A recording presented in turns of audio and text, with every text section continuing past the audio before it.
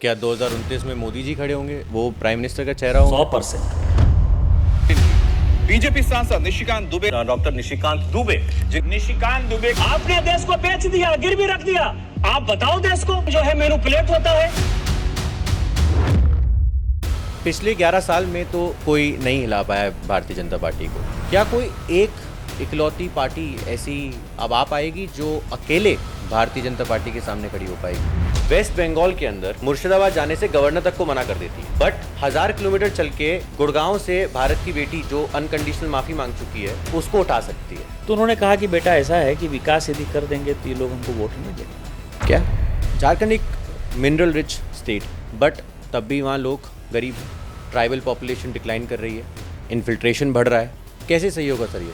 पूरे देश भर में मुसलमान 4% बढ़े हैं, लेकिन हमारे यहाँ मुसलमान 15% बढ़े। जब तक इस पार्टी का नेतृत्व माननीय मोदी जी के पास है, तब तक इस पार्टी को किसी प्रकार से कोई नहीं हिला सकता। सर एक वर्ड है, मुझे पता है आपको बहुत अच्छे से पता होगा, अंधभक्त। एक दिन सभी कांग्रेसियों को भी समझ में आ जाएगा, और कांग्रेस जो समाप्त करना चाहते थे महात्मा गांधी जी आज़ादी के बाद, जो उनके मन की इच्छा थी, मुझे लगता है कि जल्दी ही वो पूरा हो जाएगा। सर आने वाले 20 साल में आप यूपी के चीफ मिनिस्टर योगी जी को कहाँ देखते हैं?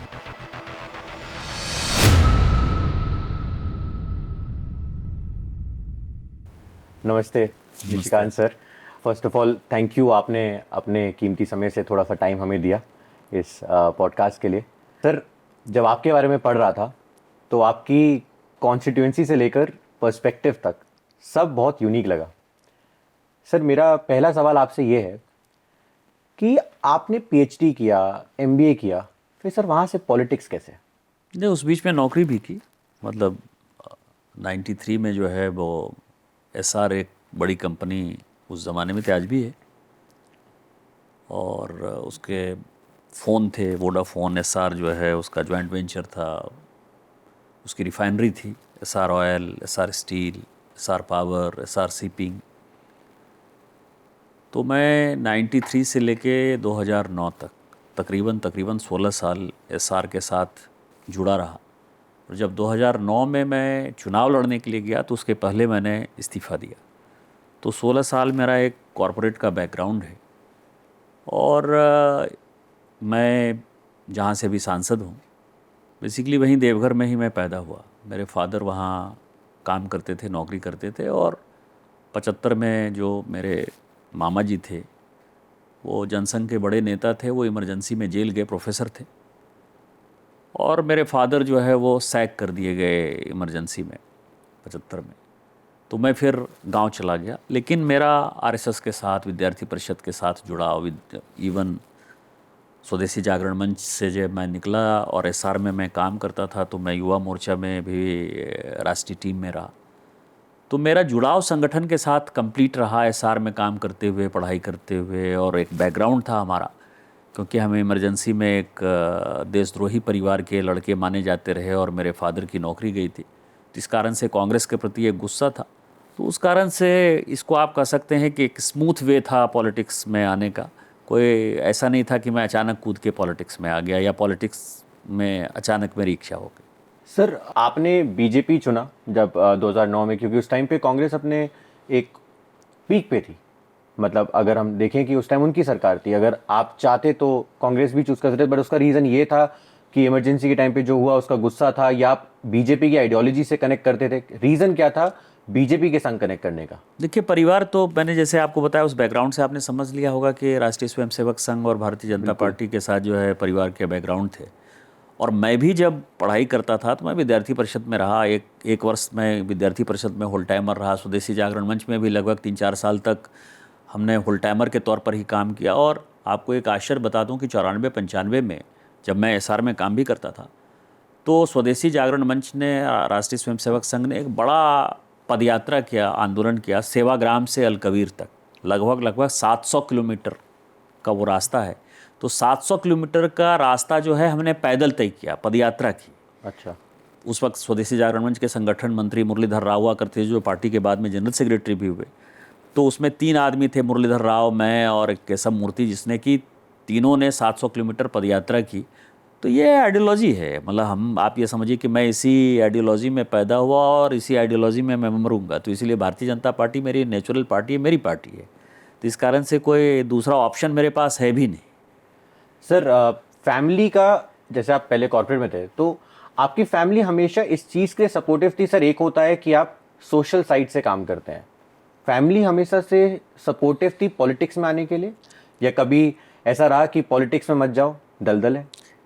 कभी सच ऐसा नहीं हुआ, लेकिन जब हम तय कर रहे थे कि कॉर्पोरेट छोड़कर जो है चुनाव लड़ना है, तो उस वक्त स्वाभाविक तौर पर जो है 2004 से लेकर 2009 तक हमारे परिवार में बातचीत होती रही कि वहाँ एक अच्छा खासा करोड़ों का पैकेज है और यहाँ जब हम आएंगे तो 16,500 रुपया जो है वेतन था जब जो 2009 में मैं सांसद बना।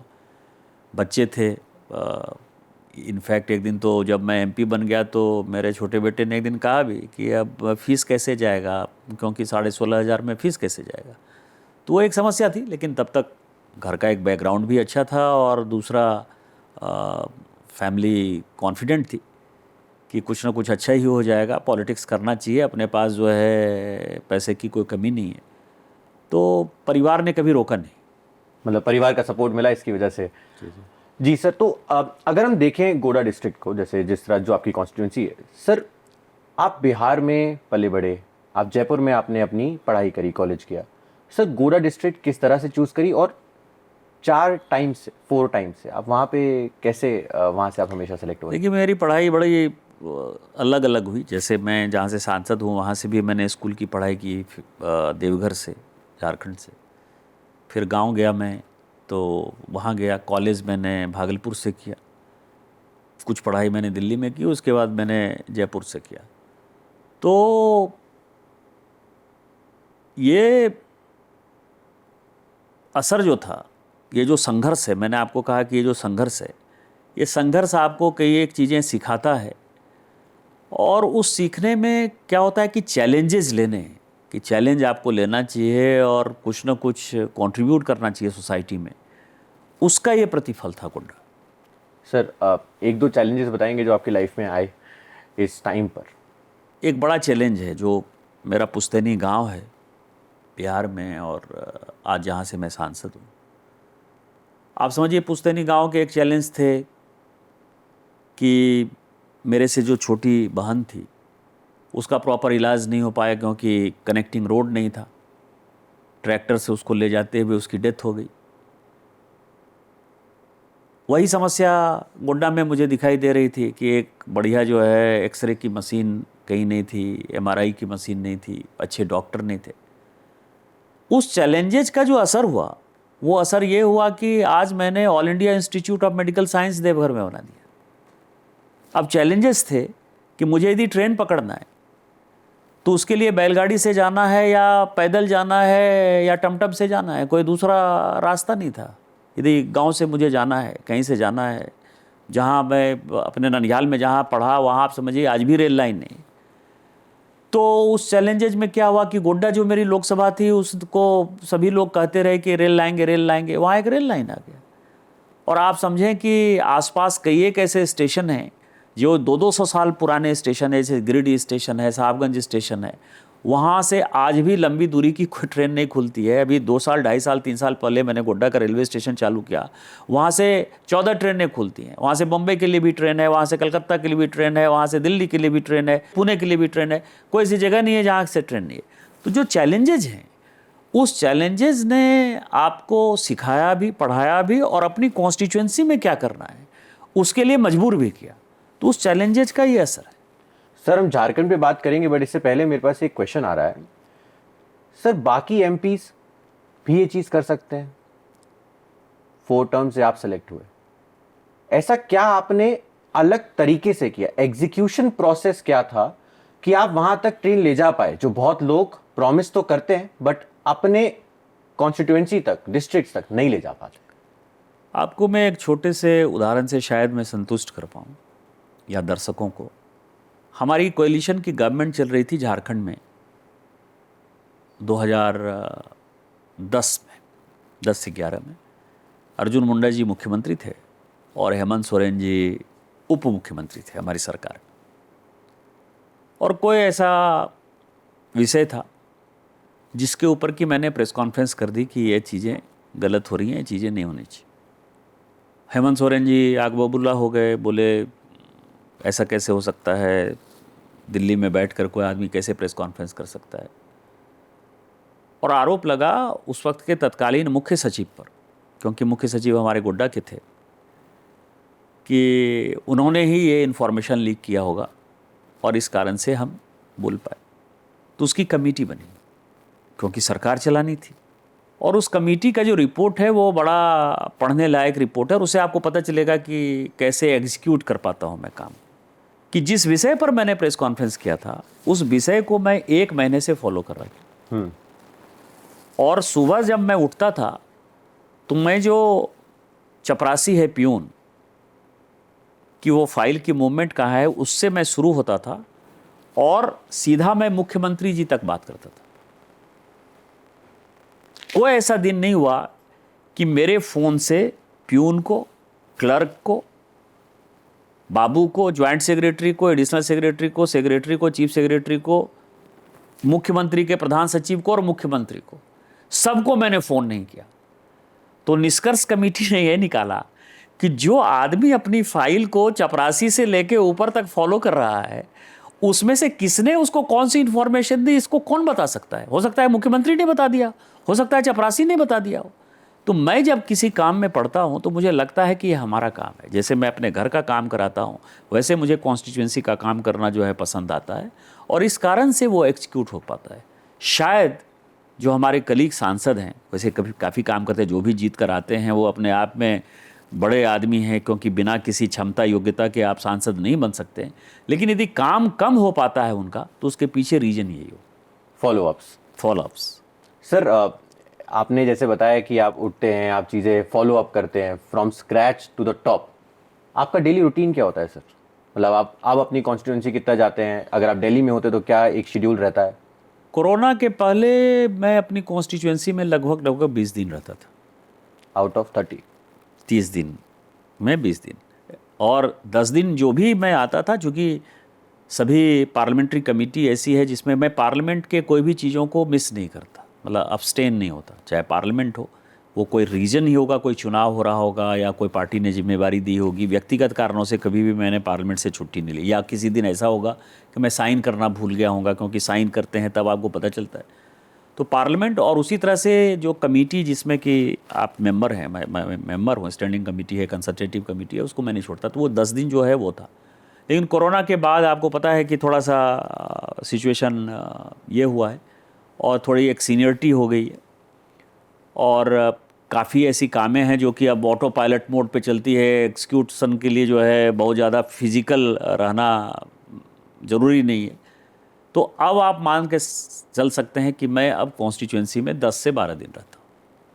तो लेकिन कॉन्स्टिट्यूएंसी में रहना, कॉन्स्टिट्यूएंसी के लोगों के साथ टच जो है वो मेरा रोज़ सुबह जब मैं जगता हूँ तो 6 सवा 6 बजे मैं रोज़ जग जाता हूँ, लगभग 12 बजे के आसपास मैं सोता हूँ। ये मेरा रूटीन है, रोज़ का रूटीन है। और सोने भी जाता हूँ तो कुछ ना कुछ पढ़ाई करते हुए ही मैं सोता हूँ, तो 1 घंटा और मान के चल सकते हैं। लेकिन बेड पर मैं जब जाता हूँ तो सभी लोगों के साथ फ़ोन पर, ये जो फ़ोन है हमारे, ये फ़ोन मेरा आज तक किसी पीए ने नहीं उठाया, किसी पीए के पास फ़ोन नहीं रहता है, फ़ोन मेरे पास रहता है। और इस कारण से सभी लोगों के साथ मेरी बातचीत है। तो कॉन्स्टिट्यूएंसी के साथ आप समझें कि रोज़ ऐसा है कि कम से कम 250-300 लोग से मेरी कॉन्स्टिट्यूएंसी में रोज़ बातचीत होती है। सर, आपका जो कॉर्पोरेट एक्सपीरियंस था, क्या चीज़ों को ऑटो पायलट पे लाने के लिए, ठीक है, एक सिस्टम सेट करने के लिए, वो कॉर्पोरेट एक्सपीरियंस काम आया? अनुभव सभी काम आते हैं, लेकिन पॉलिटिक्स कॉर्पोरेट नहीं है। इसको जो कोई भी ऑटो पायलट मोड पे या कॉर्पोरेट के तौर पर चलाना चाहे, पॉलिटिक्स हमेशा मैन टू मैन रिलेशन है, आपका व्यक्तिगत। जैसे मैंने आपको कहा ना कि 250-300 लोगों से मेरी रोज़ बातचीत होती है, तो रोज़ वो कनेक्ट है। यदि कॉर्पोरेट का होगा तो वो आपके पीए से बात कर लेगा, कॉर्पोरेट का यदि होगा तो आपने जिन लोगों को जिम्मेवारी दे दी, वो ऐसा नहीं होता है। वो पीए से भी बात करेंगे, कंसर्न लोगों से बात करेंगे, लेकिन आपसे भी बात करेंगे। उनको सांसद से बात करना जो है ज़्यादा इम्पॉर्टेंट है। सांसद ने मेरा फ़ोन उठाया या नहीं उठाया, वो ज़्यादा इम्पॉर्टेंट है। तो इसीलिए कुछ अनुभव उसका आप इसमें समाहित कर सकते हैं, लेकिन फिजिकल आपको प्रेजेंस करना है। तो यहाँ नहीं है कि आपने किसी टीम को भेज दिया, कोई टीम देखने के लिए आ गई। यदि हॉस्पिटल का निरीक्षण करना है तो आपको खुद करना है। यदि किसी रोड को देखना है तो आपको खुद देखना है, आप किसी के रिपोर्ट के आधार पर नहीं कर सकते। तो वो चीज़ें आपको साथ देती हैं, आपके टेंशन को कम करती हैं। लेकिन कॉरपोरेट का सोच या उसका अनुभव और पॉलिटिक्स का सोच और उसका अनुभव दोनों में फ़र्क है। और पॉलिटिक्स ऐसा है जो मैन टू मैन रिलेशन है, व्यक्ति का व्यक्ति से कैसा संबंध है, वो हमेशा मायने रखता है। समझा सर। सर मैं थोड़ा बात झारखंड पे करना चाहूँगा। जैसे झारखंड एक मिनरल रिच स्टेट है, बट तब भी वहाँ लोग गरीब हैं और गरीबी बढ़ी रही है एक सर्टेन तरीके से। अगर हम पिछले कुछ सालों में देखें, ट्राइबल पॉपुलेशन डिक्लाइन कर रही है, इन्फिल्ट्रेशन बढ़ रहा है। कैसे सही होगा सर ये सब? जिस इलाके में मैं हूँ, मैं 2009 से 2-3 मुद्दे लगातार उठाता हूँ पार्लियामेंट। हम बांग्लादेश के बहुत ही नज़दीक हैं, और चाहे सीपीएम की सरकार रही हो, चाहे आज के तृणमूल की सरकार रही, वोट बैंक की पॉलिटिक्स में ये बांग्लादेशी घुसपैठियों को मना नहीं कर रही है, गौ तस्करी को मना नहीं कर रही है। और वो सभी मुर्शिदाबाद, मालदा, कालियाचक, दिनाजपुर, बीरभूम, रविंद्र नगर सर अभी हुआ है कल परसों। वो सब जो है उस रास्ते से आते हैं, और फिर फेक आधार कार्ड बनता है, फेक वोटर कार्ड बनता है, और वो हमारे यहाँ आ जाते हैं। संथालपन्ना जिस एरिया से मैं सांसद हूँ, वहाँ 1951 में आदिवासियों का पॉपुलेशन पूरी दुनिया, देश, पॉलिटिकल पार्टी, चाहे पोजीशन पार्टी हो चाहे अपोजिशन पार्टी हो, वो आदिवासी सुरक्षा की बात करती है, शेड्यूल कास्ट सुरक्षा की बात करती है। बाबा साहब अम्बेडकर के संविधान में भी उनको एक विशेष अधिकार प्रोटेक्शन का दिया हुआ है। उसके बावजूद भी संविधान का उल्लंघन होता है। संविधान खतरे में यदि कहीं है तो हमारे यहाँ है। 45% आदिवासी होता था 1951 की जनगणना में। अभी 2011 की जनगणना का ही रिपोर्ट आ रहा है, 26% 27% के आसपास है। शायद जब अभी 2027 की जनगणना होगी तो मुझे लगता है कि वो 22-23% हो जाएगा। मुसलमान 9% थे, आज मुसलमान जो है वो 21-22% के आसपास हैं। पूरे देश भर में मुसलमान 4% बढ़े हैं, लेकिन हमारे यहाँ मुसलमान 15% बढ़े हैं। अब इस तरह की यदि वोट बैंक की पॉलिटिक्स होगी, इस तरह की डेमोग्राफी होगी, इस तरह आदिवासियों का ज़मीन कब्जा किया जाएगा, तो झारखंड जब बना है, माइंस और मिनरल्स जब बना है, तो उसके ऊपर तो दूसरों का अधिकार हो गया। हम उनके शिक्षा पर खर्च नहीं कर रहे हैं, हम उनको बेसिक पीने का पानी नहीं दे रहे हैं, हम उनको कनेक्टिविटी नहीं दे रहे हैं। आज भी मुख्यमंत्री हेमंत सोरेन जी जहाँ से 15 साल से विधायक हैं, चूँकि आधा उसका पार्ट जो है गोड्डा में है, इसलिए मैं कह सकता हूँ कि मैंने एक रेल लाइन सैंक्शन करवाया। रेल लाइन ये हुआ कि 50% पैसा जो है झारखंड सरकार को देना है। ये हेमंत सोरेन जी की क्षेत्र की बात कर रहा हूँ मैं। उन्होंने मना कर दिया। क्या? कि हम जो है, अब आप समझें कि उनके इलाके में बरहेट में रेल नहीं है। रेल लाइन भारत सरकार ने, माननीय मोदी जी ने सैंक्शन किया। 50% पैसा जो रघुवर दास जी की जब सरकार थी, उन्होंने लिख कर दिया कि 50% पैसा हम देंगे, 50% आप देना। रेल लाइन सैंक्शन हो गया। अब उन्होंने जो है उसको वापस कर लिया। अब भारत सरकार जो है उसको बनाना चाहती है, नहीं कर पा रही है। तो जब इस तरह का सिचुएशन हो, झारखंड बनने के बाद सबसे बड़ा इन्वेस्टमेंट हमारे यहाँ आया, लगभग 15-17 हज़ार करोड़ का अडानी का इन्वेस्टमेंट आया, पावर प्लांट आया। आज वहाँ के लोगों को रोजगार है।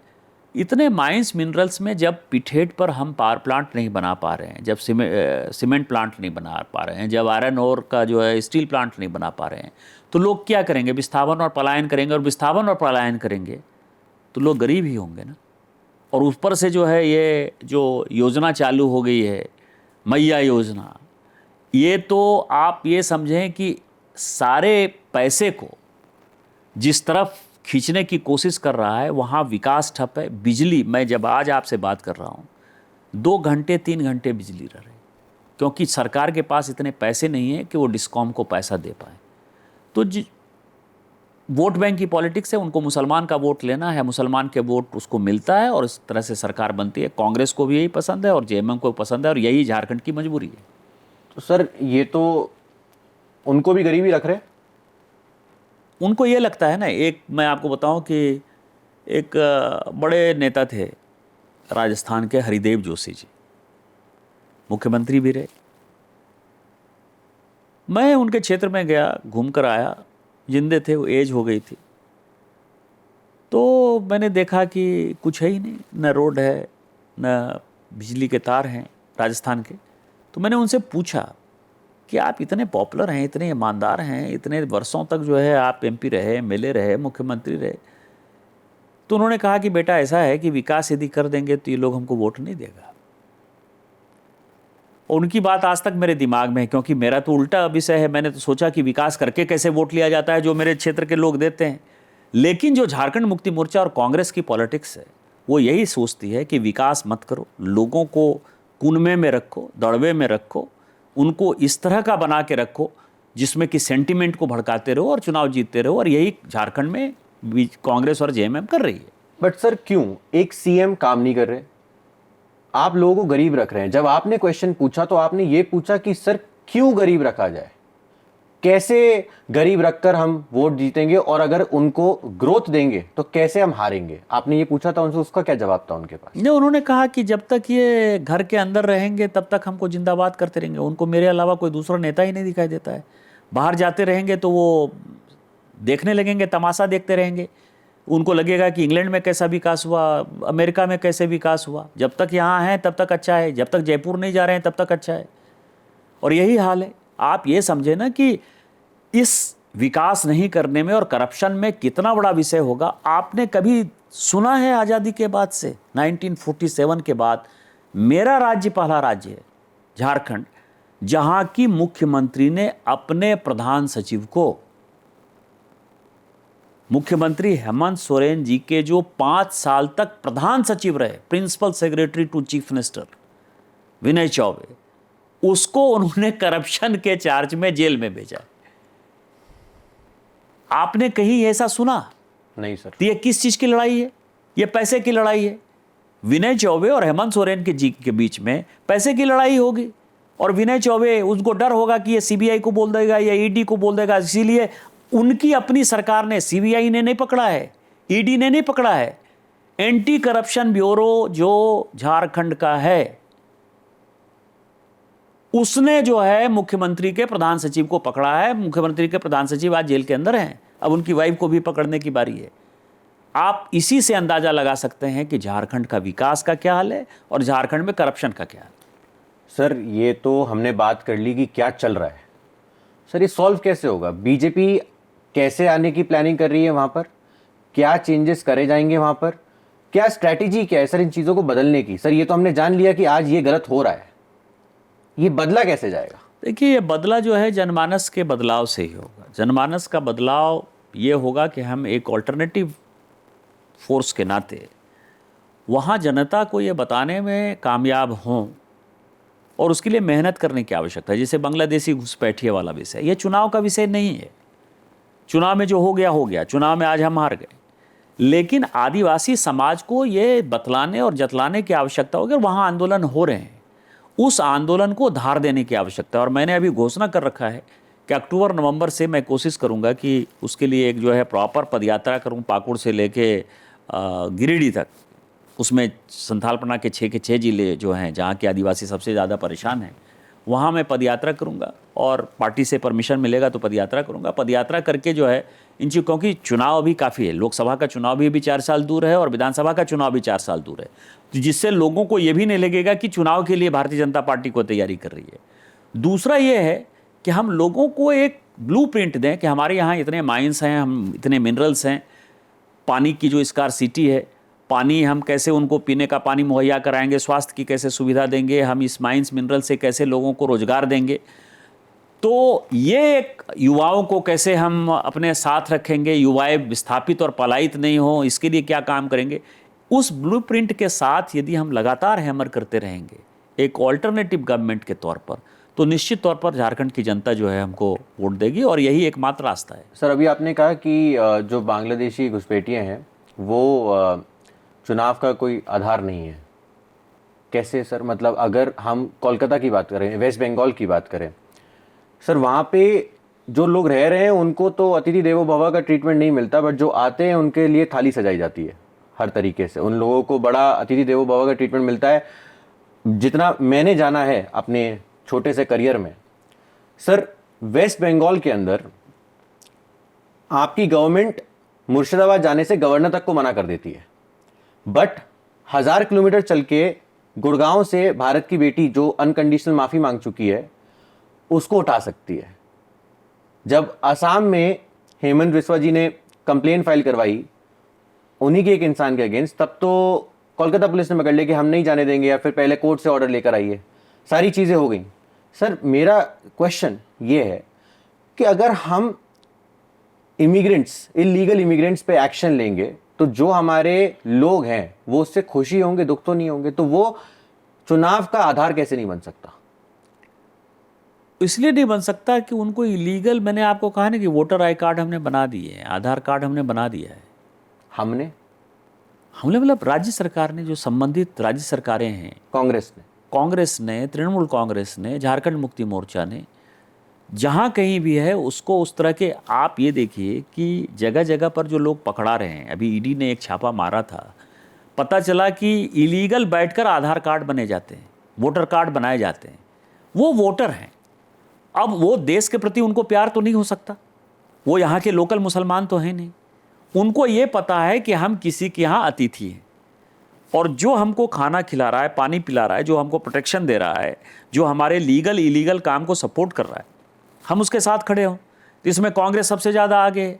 तृणमूल कांग्रेस 1947 के बाद से कितने ऐसे, पाकिस्तान हमको रोज गोली मार रहा है, लेकिन मैं आपको बताऊं 1950 में लियाकत नेहरू पैक्ट हो गया, 1954 में हमने उनको 50 करोड़ रुपया, 53 करोड़ रुपया जो है दे दिया, 60 में हमने सिंधु जल समझौता कर लिया, 80% पानी उनको दे दिया, 80% पानी ही नहीं दिया, आज के हिसाब से 15,000 करोड़ से लेकर 17,000 करोड़ रुपया उनका डैम और नहर बनाने के लिए दे दिया। 62 के युद्ध में चीन का उन्होंने साथ दिया, फिर भी हमने कुछ नहीं किया। अक्साई चीन उन्होंने दे दिया, फिर भी हमने उनका साथ दिया। इसके बाद आपको आश्चर्य होगा कि 65 वार हम जब जीत गए तो उसके बाद 828 स्क्वायर किलोमीटर जगह जो है वो हमने रन ऑफ कच्छ में उनको दे दिया। फिर जब 71 में हम जीत गए तो हमने शिमला समझौता कर लिया, 93,000 सैनिक को लौटा दिया। 56 सैनिक आज भी हमारे उनके जेलों में बंद हैं, उसको कभी हमने प्रयास नहीं किया। फिर उनके साथ जो है न्यूक्लियर एग्रीमेंट हमने साइन कर लिया, सार्क का समझौता कर लिया।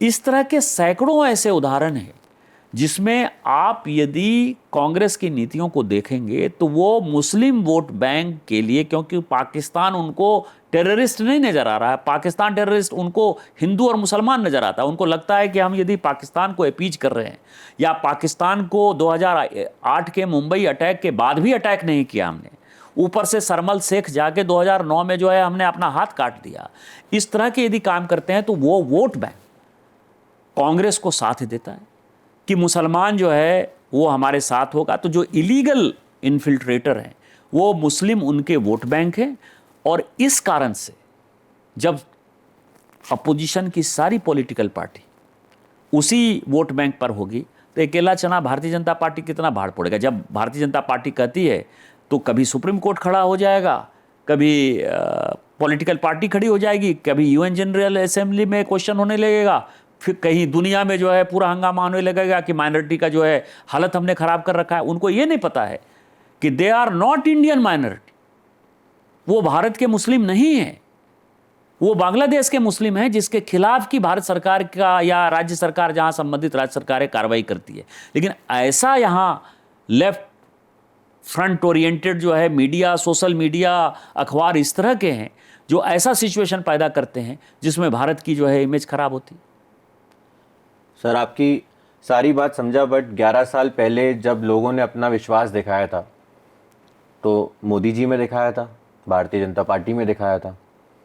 सर जब सेंट्रल में 11 साल से हमारी गवर्नमेंट है, तब उसके बाद भी इन्फिल्ट्रेशन बढ़ रहा है। मैं मानता हूं स्टेट में बढ़ रहा है, मैं मानता हूं वेस्ट बंगाल में बढ़ रहा है जहां पर टीएमसी है, बट सर लोगों का जो विश्वास देश में मोदी जी में जागा।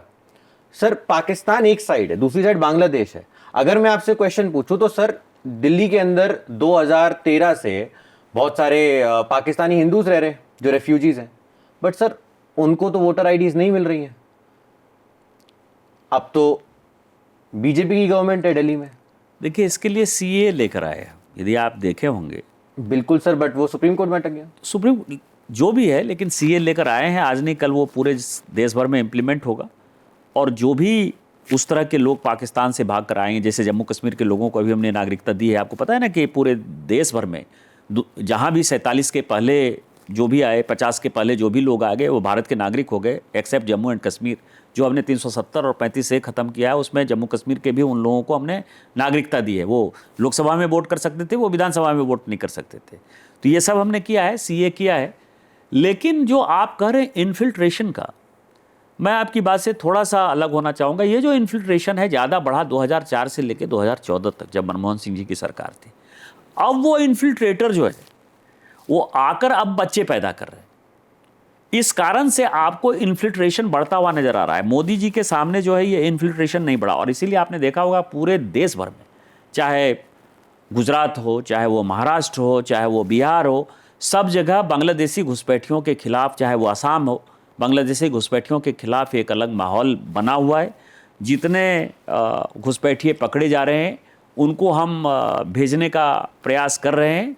और पिछले 11 साल में यदि मोदी जी नहीं होते सर तो बहुत ही कुछ गलत हो गया होता। लेकिन मैं आपको एक चीज़ कह रहा हूँ कि जो लोग, मैं एक बड़ी बात कह रहा हूँ कि जो लोग पाकिस्तान को तोड़ने और बांग्लादेश बनाने की बात कर रहे हैं, मैं इस थ्योरी से एकदम, आप समझिए, इत्तेफाक नहीं रखता। 1971 में बांग्लादेश बनाकर भारत ने एक भारी भूल की, और उस वक्त मौका था, उस वक्त 2 मौका था भारत सरकार को, जो कि भारत सरकार को करना चाहिए था। एक तो बांग्लादेश को जो है 2 भाग में विभक्त करना था, एक हिंदू बांग्लादेश बनाना था और एक मुस्लिम बांग्लादेश बनाना था। एक बफर स्टेट बनाना था, क्योंकि अंग्रेज जब जाने लगे उनको इन चीज़ों के बारे में पता था कि हमारा चाइना के साथ कभी मुकाबला हो सकता है, पाकिस्तान हमको तंग कर सकता है। तो उसने हमारे लिए बहुत अच्छा काम किया। उसने 3 बफर स्टेट हमको दिए, बफर देश हमको दिए, कि नेपाल, भूटान और तिब्बत। ये 3 जो है वो बफर देश रहेगा, जिससे चाइना के साथ हमारा घालमेल नहीं हो। चाइना के साथ घालमेल नहीं होगा तो पाकिस्तान कभी भी ऐसी अथॉरिटी नहीं रहेगी जो हमारे साथ जो है वो लड़ाई करने की स्थिति में होगा। उसी तरह से वो उनका इंटरनल प्रॉब्लम था। मुजीबुर रहमान का अयूब के साथ, पाकिस्तान के साथ एक अलग मामला चल रहा था। उसमें से अपने पास मौका था कि मुजीबुर रहमान को प्रधानमंत्री नहीं बनने दे रहा था। या तो भारत सरकार अपनी आर्मी जब सरेंडर ही कर गई तो जाकर मुजीबुर रहमान को रावलपिंडी, इस्लामाबाद में देश का प्रधानमंत्री बना देता। जब पाकिस्तान की आर्मी सरेंडर कर दी, जब पाकिस्तान की आर्मी सरेंडर कर दी, पाकिस्तान को इंटैक्ट रखना था, बांग्लादेश बनाने की कोई आवश्यकता नहीं थी। सर हमने तो 93,000 सोल्जर्स वापस दे दिए। मैं वही कह रहा हूँ ना कि या तो मुजीबुर रहमान चुनाव जीत गए थे, पता है सर। हाँ, उनको जो है पंजाब का जो लॉबी था, जो आर्मी कंट्रोल करती है, वो उनको इस्लामाबाद नहीं घुसने दे रही थी। तो भारत सरकार का काम था इस्लामाबाद में जाके मुजीबुर रहमान को देश का प्रधानमंत्री बना देते। हमको उसके इंटरनल मामले से कोई लेना देना नहीं था। नहीं तो दूसरा विषय ये था कि जब हम बांग्लादेश में हमारा इतना अच्छा स्थिति हो ही गया था, हम जीत गए थे, पाकिस्तान को हरा दिए थे, 93,000 सैनिक हमारे सामने सरेंडर कर गए थे, तो दूसरा मौका था कि हिंदू बांग्लादेश बना देना था, मुसलमान बांग्लादेश बना देना था। और जो हमारा एरिया कश्मीर का पाकिस्तान ने कब्जा कर रखा है, उसको अपने साथ मिला लेना था। ये सारा प्रॉब्लम ही खत्म हो जाना था। आज हमको एक फ्रंट पर पाकिस्तान से लड़ना पड़ रहा है, दूसरे फ्रंट पर हमको बांग्लादेश से लड़ना पड़ रहा है, जो एक कंट्री से लड़ते। और सर ये बांग्लादेश अकेला थोड़ी है, मतलब बांग्लादेश तो सामने फेस है, पीछे तो चाइना ही है। यही मैं कह रहा हूं ना कि आपने जो है चाइना को और भी नजदीक पहुंचा दिया ना। यदि पाकिस्तान जो है अपने इंटरनल प्रेशर से, जिस तरह से इंटरनल प्रेशर है, आप समझिए कभी नवाज शरीफ को भागना पड़ता है, कभी मुशर्रफ को भागना पड़ता है, कभी इमरान को जेल में जाना पड़ता है, और आज हो सकता है कि आसिम मुनीर फिर से जो है फील्ड मार्शल बन गया है, वो फिर से राष्ट्रपति बन जाए, फिर से शहबाज शरीफ को भगा दे। तो जब पाकिस्तान अपने इंटरनल रिफ्ट में इतना फंसा हुआ है, तो आप उस रिफ्ट को बढ़ने देते ना। आप कौन होते हैं उसको रोकने वाले? आपका क्या था कि पाकिस्तानी रिफ्यूजी हमारे यहाँ रहे? कौन आ रहे थे? बांग्लादेश से, मतलब सो कॉल्ड उस वक्त के पाकिस्तान से हिंदू भाग कर आ रहे थे। बिल्कुल। तो आपका क्या काम था? हिंदुओं को सुरक्षा संरक्षा देके उनका एक जो है राज्य बना देते, देश बना देते। यही काम करना था यदि हिंदुओं की रक्षा करनी थी। लेकिन आपने तो एक और देश बना दिया, और वो देश बनाकर हमको इस सिचुएशन में पैदा कर दिया कि वहां से लोग इन्फिल्ट्रेटर जो है आते हैं, आप उनको वोट बैंक की पॉलिटिक्स करते हैं, और दूसरा हम पाकिस्तान के साथ साथ बांग्लादेश के साथ भी लड़ाई लड़ रहे हैं। तो ये गलत फैसला था और इसको रीडू करने की आवश्यकता है। सर रीडू कैसे किया जाएगा, क्योंकि रीडू तो अब हमें करना पड़ेगा। रीडू पाकिस्तान में मिला दीजिए बांग्लादेश को ना, अपने को क्या आवश्यकता है? बांग्लादेश को जिंदा रखने की क्या आवश्यकता है? वो बढ़िया है, उसकी आर्मी जा रही है, हमको अपने को कुछ नहीं करना चाहिए। अभी समझा नहीं सर मैं, आपने बोला पाकिस्तान में बांग्लादेश को मिला दीजिए। अभी मोहम्मद यूनुस को बनाने में पाकिस्तान आर्मी का या पाकिस्तान आईएसआई का सबसे बड़ा रोल रहा है। वो आना जाना कर रहा है। तो हम ऐसा सिचुएशन पैदा करें बांग्लादेश। मुजीबुर रहमान खत्म हो गए। मुजीबुर रहमान के जितने, रविंद्रनाथ टैगोर का जो है कल घर, जो पुश्तैनी घर था, आपने देखा कि उसको भी तोड़फोड़ कर दिया। मुजीबुर रहमान के घर को तोड़फोड़ कर दिया। मुजीबुर रहमान के सारे जो मूर्ति फुर्ती थे सब खत्म कर दिया। जब 1971 के मुक्ति वाहिनी को वो कुछ मान ही नहीं रहे हैं, इंदिरा जी के जितने फोटो मूर्ति थे सब तोड़फोड़ के बराबर कर दिए। इसका मतलब क्या है कि 71 का जो पार्टीशन हुआ बांग्लादेश और पाकिस्तान का, वहाँ के लोग उसको नहीं मानने को तैयार हैं। तो भारत सरकार को चाहिए कि उसको पाकिस्तान में मिला दीजिए। हम एक पाकिस्तान से लड़ेंगे, हम दो देश से क्यों लड़ना चाहेंगे? वही करना चाहिए।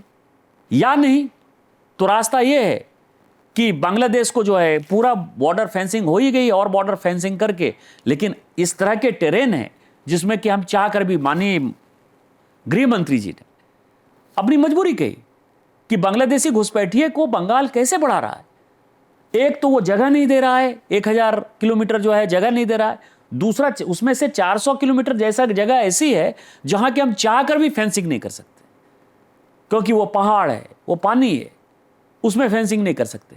तो बांग्लादेश एक इतना बड़ा हेडेक है, तो उसके लिए रास्ता भारत सरकार को अलग से सोचना पड़े।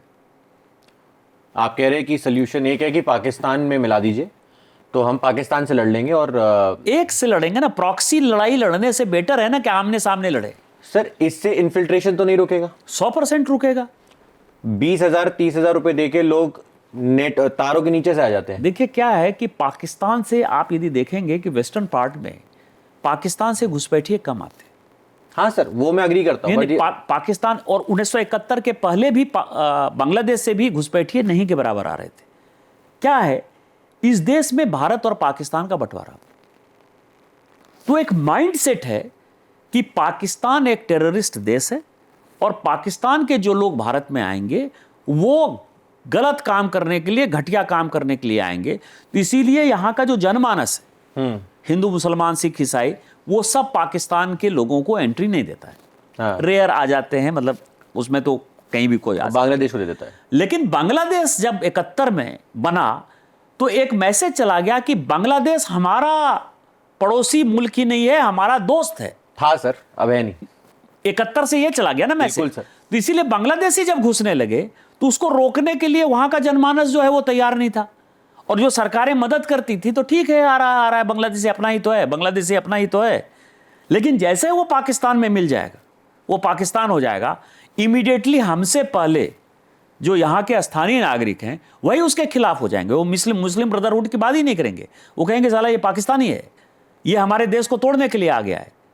आज आप देखिए पहलगांव के मुद्दे पर 140 करोड़ देश, इवन पहली बार आज़ादी के बाद पहली बार ऐसा हुआ कि जम्मू कश्मीर में पूरा वैली बंद रहा। आज तक किसी आतंकवादी घटना पर जो है वैली बंद नहीं हुआ। इसका मतलब यह है कि कश्मीर से कन्याकुमारी तक हिंदू मुस्लिम सिख ईसाई बौद्ध जैन जो भी हैं, पारसी जितने भी हैं, वो सब हमारे साथ हैं और पाकिस्तान के टेरर के मुद्दे पर सब उसके खिलाफ हैं। जैसे बांग्लादेश मिल जाएगा उसको, वो पाकिस्तान हो जाएगा, उसका इन्फिल्ट्रेशन बंद हो जाएगा। उसमें इंडिया किस तरह से हेल्प कर सकता है इंटरनेशनल बॉडीज में कि बांग्लादेश को पाकिस्तान में मिलाया जाए? उसको कुछ नहीं बोलना है। बांग्लादेश जैसा चलता है वैसा ही चलता रहे। भारत को उसमें हस्तक्षेप ही नहीं करना है। सॉवरेन कंट्री को पाकिस्तान कंट्रोल कर रहा है कि नहीं कर रहा है, इसके बारे में सोचना ही नहीं चाहिए। और जो वहाँ पे माइनॉरिटीज को मारा जा रहा है उसका क्या? माइनॉरिटी की सुरक्षा करना जो है हमारा फर्ज है, यही सीए का रूल कहता है।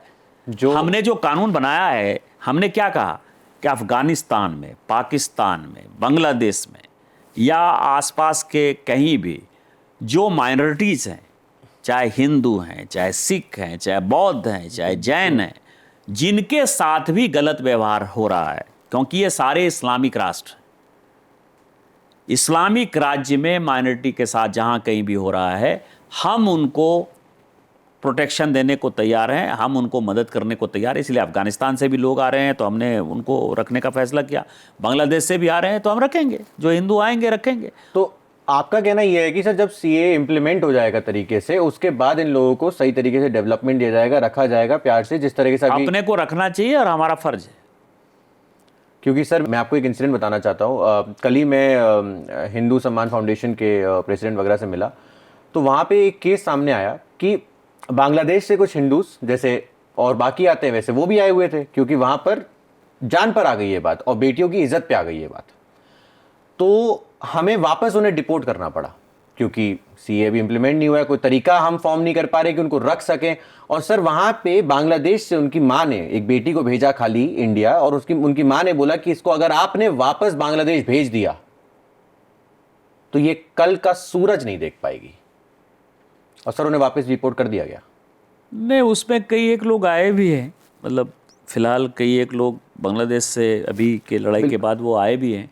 हमने उनको कई एक जगह रिफ्यूजी कैंप में रखा भी हुआ है, लेकिन वो बहुत ही टेक्निकल मामला है। मैंने आपको क्या कहा कि बॉर्डर को जो है हमने रोका हुआ है, बॉर्डर को रोका हुआ है तो हम उसमें से कैसे डिस्क्रिमिनेट कर सकते हैं, जब हम अपने यहाँ ही गलत आधार कार्ड, गलत वोटर कार्ड, गलत नाम से लोग यहाँ रह रहे हैं, तो उनके बारे में क्या गारंटी है कि वो कौन हिंदू है, कौन मुसलमान है, कौन आतंकवादी है, कौन चीज़ें हैं। तो हम उस तरह से नहीं कर सकते ना। तो समस्या वो है, उस समस्या का समाधान अभी जब बहुत ही हाई पिच हो इमोशन का, उस वक्त नहीं होता है, उसका अभी वक्त नहीं है। और अभी पाकिस्तान के साथ जिस तरह की आतंकवादी गतिविधियां हो रही हैं, उसमें नेपाल के रास्ते से भी जो लोग आ रहे हैं उनको भी हम रोकने का प्रयास कर रहे हैं, भूटान के रास्ते जो आ रहे हैं वो भी कर रहे हैं। तो बांग्लादेश तो स्वाभाविक है कि उसको रोकेंगे। तो जो हमारे घर के देश हैं जिनके साथ के हमारे बेटी रोटी के संबंध हैं, जब हम उनको रोक रहे हैं तो उनको भी रोकें। सर इस पार्ट को मैं कंक्लूड करना चाहूँगा, तो बस मेरा एक लास्ट सवाल का आप एक जवाब दीजिए कि हम लोग कैसे आश्वासन दिलाना चाहते हैं उन लोगों को जो माइनॉरिटीज़ में हैं दूसरे देशों में कि आपके साथ इंसाफ होगा और भारत आपके साथ हर तरीके से खड़ा है, बस ड्यू प्रोसेस का वेट है। देखिए, मोदी जी ने जो कानून बनाया, गृह मंत्री जी ने जिसको पार्लियामेंट में पास कराया, आपको माननीय प्रधानमंत्री जी के ऊपर भरोसा होना चाहिए। इस देश के गृह मंत्री जी के बातों पर जो उन्होंने on the floor of the house माननीय अमित शाह जी ने कहा है, उसके ऊपर भरोसा होना चाहिए कि हमारे पड़ोसी देशों में जो भी माइनॉरिटी हैं, यदि वो प्रताड़ित होते हैं तो भारत एक ऐसा देश है जो उनका देश है, और हम उनको पूरा प्रोटेक्शन देंगे, उनको पूरा रोज़गार देंगे, उनको पूरा जो है यहाँ रहने की व्यवस्था करेंगे, और उनको किसी प्रकार की चिंता करने की आवश्यकता नहीं है। केवल समय का जो है इंतज़ार करना चाहिए उनको। सर यहीं पे आपका एक स्टेटमेंट है, उसको मैं लेकर आना चाहूँगा। और सर एक वर्ड है, मुझे पता है आपको बहुत अच्छे से पता होगा, अंधभक्त, जो यूज़ किया जाता है। कोई भी इंसान अगर बीजेपी को सपोर्ट करता है या कहता है कि बीजेपी गवर्नमेंट सेंटर में रहे, वो स्टेट्स में आए, तो उसे 1 सेकंड में टैग दिया जाता है अंधभक्त। सर थोड़े टाइम पहले पहलगाम अटैक के पास जब मैंने ये बोला कि ये अटैक मोदी जी ने नहीं कराया है, क्योंकि तो उस टाइम ये भी आया कि बोला गया कि बिहार इलेक्शन के लिए मोदी जी ने कराया है, तो मैंने आपको एक थोड़ा इंसिडेंट के बारे में बैकग्राउंड देना चाहूँगा। वहाँ से सर मेरी पर्सनल सोशल मीडिया की जर्नलिज्म की शुरुआत हुई थी, क्योंकि दिल को इतना ठेस पहुंचा था कि ये कैसे कोई कह सकता है।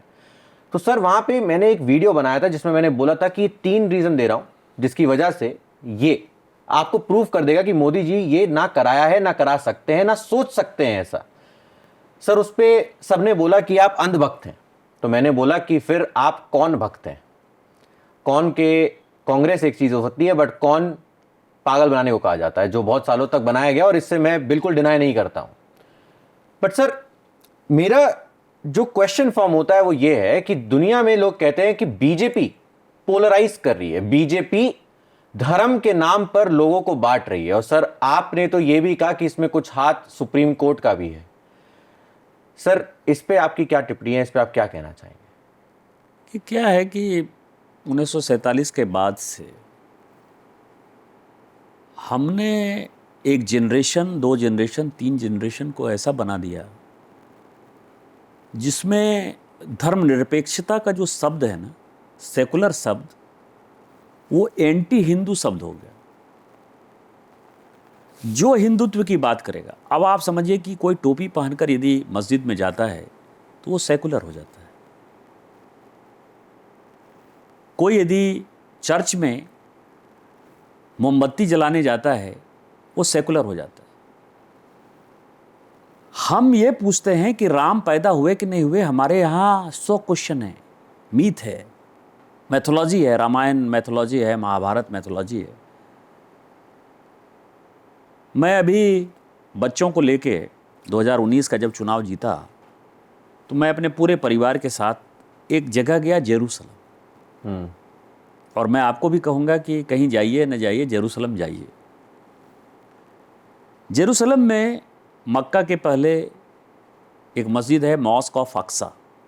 लोग मक्का के तरफ इबादत नहीं करते थे, मॉस्क ऑफ अक्सा की तरफ इबादत करते थे।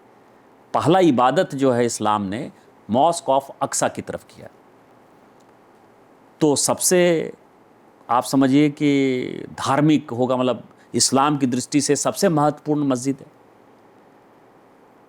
वहाँ कहते हैं कि मोहम्मद साहब घोड़े पर आए, उनको लिखना पढ़ना नहीं आता था, लेकिन अल्लाह ने उनको कुरान दिया, लिखा गया।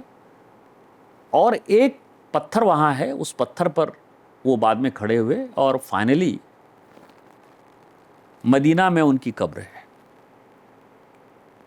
कोई ये नहीं पूछता कि मोहम्मद साहब कैसे आए, कैसे यहाँ से मदीना चले गए, मदीना में कैसे उनकी डेथ हुई।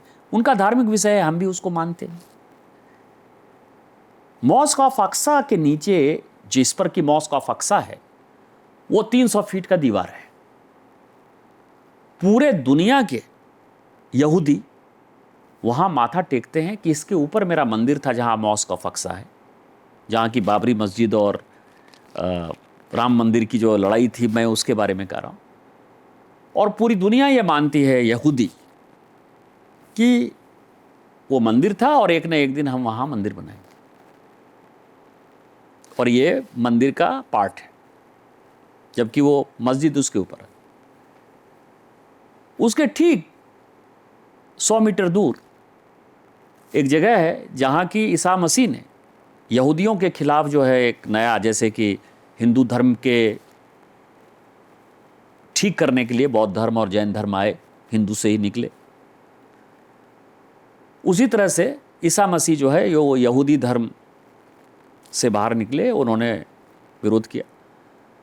वहीं उन्होंने लास्ट सपर लिया। फिर वहीं एक पेड़ है जहाँ की ईसा मसीह जी लटका दिए गए, और उसी 11 आदमी जो उनके शिष्य थे, उसी को वो फ्राइडे के बाद संडे को मिले। उसके बाद न पहले किसी को दिखाई दिए, न बाद में किसी को दिखाई दिए। लेकिन ईसा मसीह मानते हैं, मतलब क्रिश्चियन मानते हैं उसको, हम भी मानते हैं उसको, यहूदी उसको मानते हैं, हम भी उसको मानते हैं।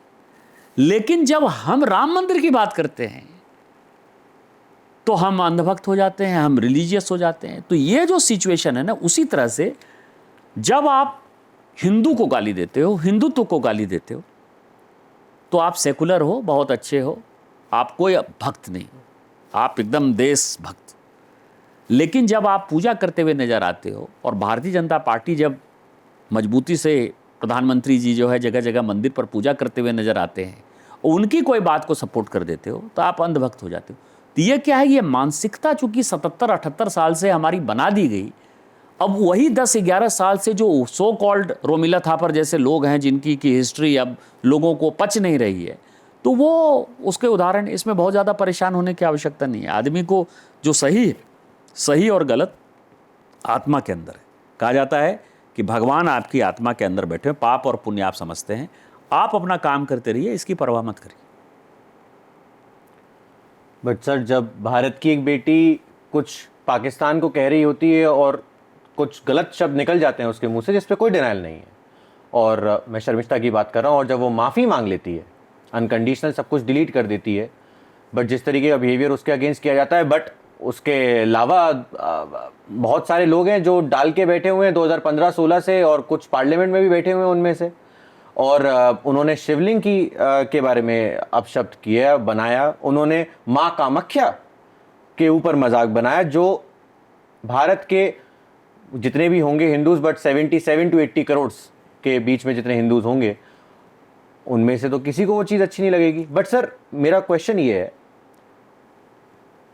मेरे को ऐसा लगता है कि हम जब कहते हैं हिंदू थोड़े से जो भी हैं वो डरते हैं, उनमें से कुछ लोग डरते हैं, क्योंकि बेटी को सर लेके तो चले गए और जेल में भी रखा। कि डरते नहीं हैं हम, क्या है, हम परहेजी हैं। आप यदि सिस्टम को देखेंगे, आप टर्की को देखिए, आप अल्जीरिया को देखिए, वहां क्रिश्चियनिटी कंप्लीट खत्म हो गई, इस्लाम आया और लगभग 99% लोग इस्लाम में। सर ये मुझे पता नहीं था कभी। उसी तरह की जो गुलामी है वो हमने भी झेली। भारत में इस्लाम 7वीं शताब्दी में आया, 7th सेंचुरी में। हम इसके बाद गुलाम वंश, मुगल वंश और ब्रिटिश रूल सभी के शिकार रहे। अब मेरी एक थ्योरी है कि आज से 50 साल पहले तक जब कोई ऐसा अमीर घर नहीं था गांव में जिसके यहाँ शौचालय था, तो जब शौचालय नहीं था तो मेहतर कैसे आया? तो मेरा ये मानना है कि जब मुसलमान ने हमारी बच्चियों को पकड़ा, महिलाओं को पकड़ा, हरम में रखा, और जो सैनिक थे उनको जब कन्वर्ट करने की बात कही कि तुम इस्लाम कन्वर्ट कर लो, जो इस्लाम में कन्वर्ट नहीं हुए तो उनको उन्होंने वो हराम में जो महिलाएं थीं उनके मलमूत्र साफ़ करने के लिए रखा, इसलिए वो मेहतर जाति बन गई, और इसको कोई डिनाई नहीं कर सकता है। लेकिन मैं आपको केवल ये बता रहा हूँ कि ये हिंदुत्व का हमारा स्वभाव ही था, सनातन का हमारा स्वभाव था कि आज भी हिंदुत्व जिंदा है। तो जो बात आज आप कह रहे हैं, हमको सहने की बहुत ताकत है। हमको ये लगता है ये देश हमारा है, ये सनातन धर्म हमारा है, इस देश को इंटैक्ट रखने का, इस देश की एकता रखने का काम है, और उसको लोग हमारी कमजोरी समझते हैं।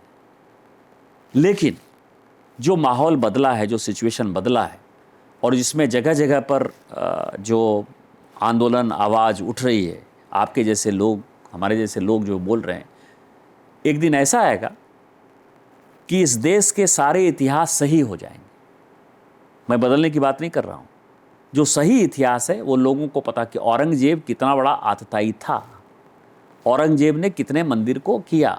अब आप समझिए कि जो अंतिम हिंदू किंग था दिल्ली का, हेमू,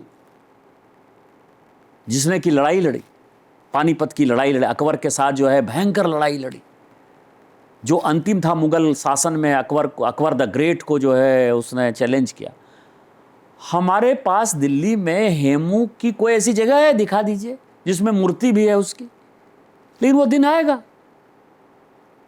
कि हेमू जो है, लोगों को पढ़ाया जाएगा कि हेमू ने क्या किया, अकबर के साथ कैसे लड़ाई हुई। क्योंकि मुगल यहाँ आकर बस गए, तो मुगल तो आक्रांता थे ना, मुगल को तो हम नहीं कर सकते। तो वो थ्योरी बदलेगी, और बदलेगी तो जो आप कह रहे हैं कि हमारे प्रति लोगों का जो सोचने का तरीका है वो बदलेगा। सर आपकी उम्र कितनी है?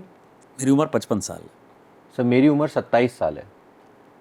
मैं आपको 18 से 27 साल की उम्र वाले लोगों की गारंटी लेके एक बात कह सकता हूँ सर, बिल्कुल बुरा मत मानिएगा जो मैं कहूँगा।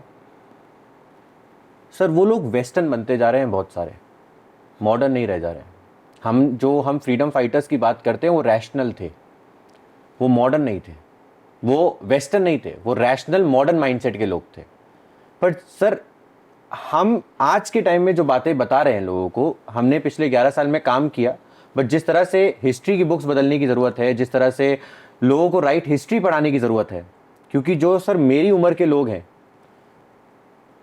सर, वो क्वेश्चन उठाते हैं कि कैसे कह सकते हो आपकी रामायण सही है, वो क्वेश्चन उठाते हैं कैसे कह सकते हो कि महाभारत सही है, क्योंकि उनको जो 5 गांव कृष्ण जी ने मांगे थे उनके नाम बदल दिए गए हैं अब, तो उनको नहीं पता चलता कि नाम क्या था पहले, तो वो कहते हैं वो तो गांव है ही नहीं।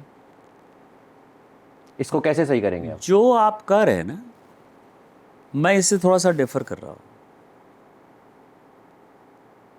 मेरे भी बच्चे बाहर पढ़े, मैं भी यंग, मेरे बच्चे भी छोटे हैं, 20-22 साल 23 साल के बच्चे। दूसरे धर्म को खतरा है, अपने धर्म को खतरा नहीं है। वो रैशनल नहीं है, वो आज भी जो है रिलीजियस है, उसको केवल बात बताने की आवश्यकता है। इंग्लैंड में आपको आश्चर्य होगा कि चर्च जो है, चर्च कन्वर्ट हो गया। और चर्च किस में कन्वर्ट हो गया? होटल में कन्वर्ट हो रहा है, रेस्टोरेंट में कन्वर्ट हो रहा है, दुकानों में कन्वर्ट हो रहा है। वहां लोग नहीं जा रहे हैं। जिस रैशनलिज्म की बात कर रहे हो, समस्या जो है दूसरे धर्मों को है। हम अभी अल्जीरिया गए, मैं आपको दावे के साथ कह सकता हूं, हम मिस्र गए कि जो बुर्का प्रथा है, जो इस्लाम है, जो हिजाब है, वो नहीं मानते, पहले भी नहीं मानते थे। लेकिन हमारे यहाँ पूजा करना है, पाठ करना है, मंदिरों की जो भीड़ है, क्या मंदिर में बूढ़े जा रहे हैं? मंदिर में बच्चे जा रहे हैं और खूब भारी संख्या में जा रहे हैं। मेरे यहाँ 12 ज्योतिर्लिंग का एक ज्योतिर्लिंग है, जहाँ की आज से 5 साल पहले 2 महीने में जो सावन और भादव में कांवड़ यात्रा होती थी, जुलाई और अगस्त में, उसमें से मुश्किल से 60-65 लाख जाते थे। आज 2.5 करोड़ लोग जाते। वो बच्चे हैं। आप ये देखेंगे एक नया बम आ गया है, चालू हो गया है, जिसको हम मोटरसाइकिल बम कहते हैं। वो सभी बच्चे चला रहे हैं, 15 साल 16 साल से लेके 20 साल 25 साल के बच्चे जो है, उनको पूजा, उनका तरीका बदल गया। तरीका क्या बदल गया कि जो हम नंगे पांव चलते थे, वो अब मोटरसाइकिल से जा रहे हैं। इतना ही फर्क पड़ा है। लेकिन वो रैशनल वो नहीं है। आज भी उनको धर्म में आस्था है और धर्म में आस्था उनकी बढ़ रही है। और आपको 10 साल के बाद ये अंतर दिखाई देगा कि दूसरे धर्म के लोगों को उनके धर्म की आस्था खत्म होकर हमारे धर्म में बढ़ गई। आप कह रहे कि उनको दिखेगा कि मतलब जो हिंदू धर्म के लोग हैं, उनको ये दिखेगा कि हिंदू धर्म वाले लोग अपने धर्म को बहुत मान रहे हैं, तो वो उसको देखेंगे।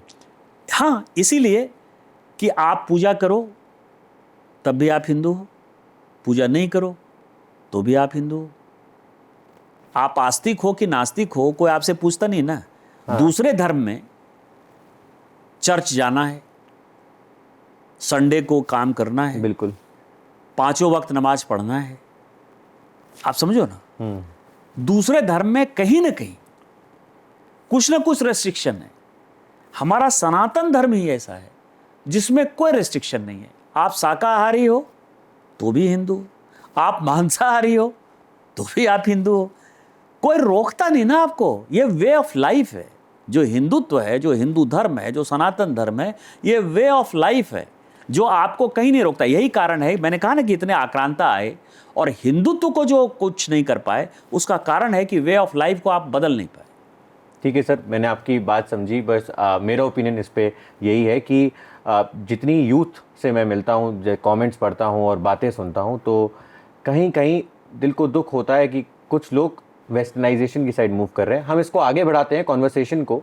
सर, हमने स्टेट पॉलिटिक्स से बात करी, बहुत सब चीज़ें करी, थोड़ा नेशनल पॉलिटिक्स पे आपसे कुछ बातें करना चाहेंगे। पिछले 11 साल में तो कोई नहीं हिला पाया भारतीय जनता पार्टी को। क्या कोई एक इकलौती पार्टी ऐसी अब आ पाएगी जो अकेले भारतीय जनता पार्टी के सामने खड़ी हो पाएगी? देखिए, मैं बहुत लंबा तो आपको नहीं बताता, लेकिन एक बात मैं आपको कह सकता हूं कि जब तक इस पार्टी का नेतृत्व माननीय मोदी जी के पास है, तब तक इस पार्टी को किसी प्रकार से कोई नहीं हिला सकता। आजादी के बाद इस देश में यदि किसी पॉलिटिकल पार्टी को सबसे मजबूत सभी प्रकार से कोई नेता मिला तो वो माननीय नरेंद्र मोदी। वही एकमात्र नेता हैं जो 30 साल बाद किसी पॉलिटिकल पार्टी को अपने दम पर मेजॉरिटी के साथ 84 के बाद पहली बार 2014 में 30 साल बाद कोई पॉलिटिकल पार्टी अपने दम पर सत्ता में आई और उनके प्रति जो लोगों का, गरीबों का, आम जनता का जो विश्वास है, उस विश्वास के सामने कोई पॉलिटिकल पार्टी नहीं ठहर पाएगी। तो ये अभी जब तक वो जिंदा हैं, भगवान करे कि जिंदा रहें, वर्षों तक रहें, हमारा नेतृत्व करते रहें।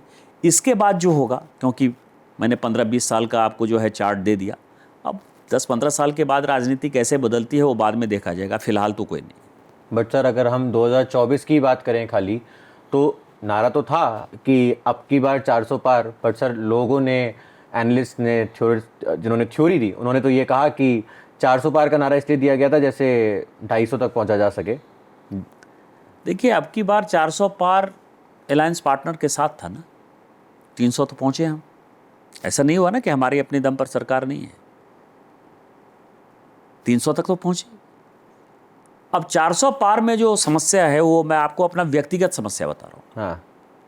और इसमें से पार्टी के कोई आदमी मेरे से सहमत नहीं, Okay. लेकिन मैं अपनी बात आपको बता।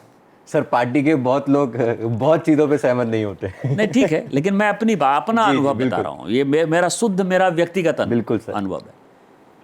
माननीय मोदी जी के ऊपर जनता को तो विश्वास है ही, भारतीय जनता पार्टी के कार्यकर्ताओं को अंधविश्वास है, मतलब एक्सट्रीम जिसको फेथ कर सकते हैं। और इसलिए मैंने कहा ना कि कोई अपोजिशन पार्टी की कोई हैसियत नहीं है कि भारतीय जनता पार्टी के सामने जब तक वो जिंदा है तब तक खड़ी हो पाएगी। उन्होंने जब कहा कि 400 पार, तो सभी लोगों को कहा कि 400 सीट, सभी कार्यकर्ताओं को लगा या सभी जनता को लगा कि 400 सीट तो आएगी ही आएगी, जो मोदी जी ने कहा दिया वही तय है। तो जो स्थानीय सांसद हैं, यदि एक सीट ये हार ही जाएंगे तो क्या फर्क पड़ेगा, 399 होगा। उस 399 के चक्कर में हम 241 पर आ गए। और इसमें एक कहानी याद आई जो मैं अपने लोकसभा में लगातार बोलता रहा कि जब अटल बिहारी वाजपेयी जी गए 84 में ग्वालियर का चुनाव लड़ने के लिए, तो राजमाता उनको चुनाव लड़ा रही थी। तो सबको लगता था कि अटल बिहारी वाजपेयी को तो कोई चुनाव हरा ही नहीं सकता है। लेकिन जो माधवराव सिंधिया खड़े हैं, ये राजा है, इसकी जमानत जब्त नहीं होनी चाहिए। तो सबों ने उसकी जमानत बचाने के लिए वोट कर दिया। इसका नतीजा ये हो गया कि माधवराव सिंधिया चुनाव जीत गए और अटल बिहारी वाजपेयी चुनाव हार गए।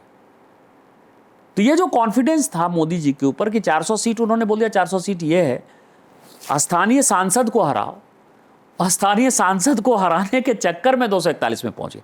आज भी पूरा देश मोदी जी के साथ है, भारतीय जनता पार्टी का कार्यकर्ता मोदी जी के साथ है।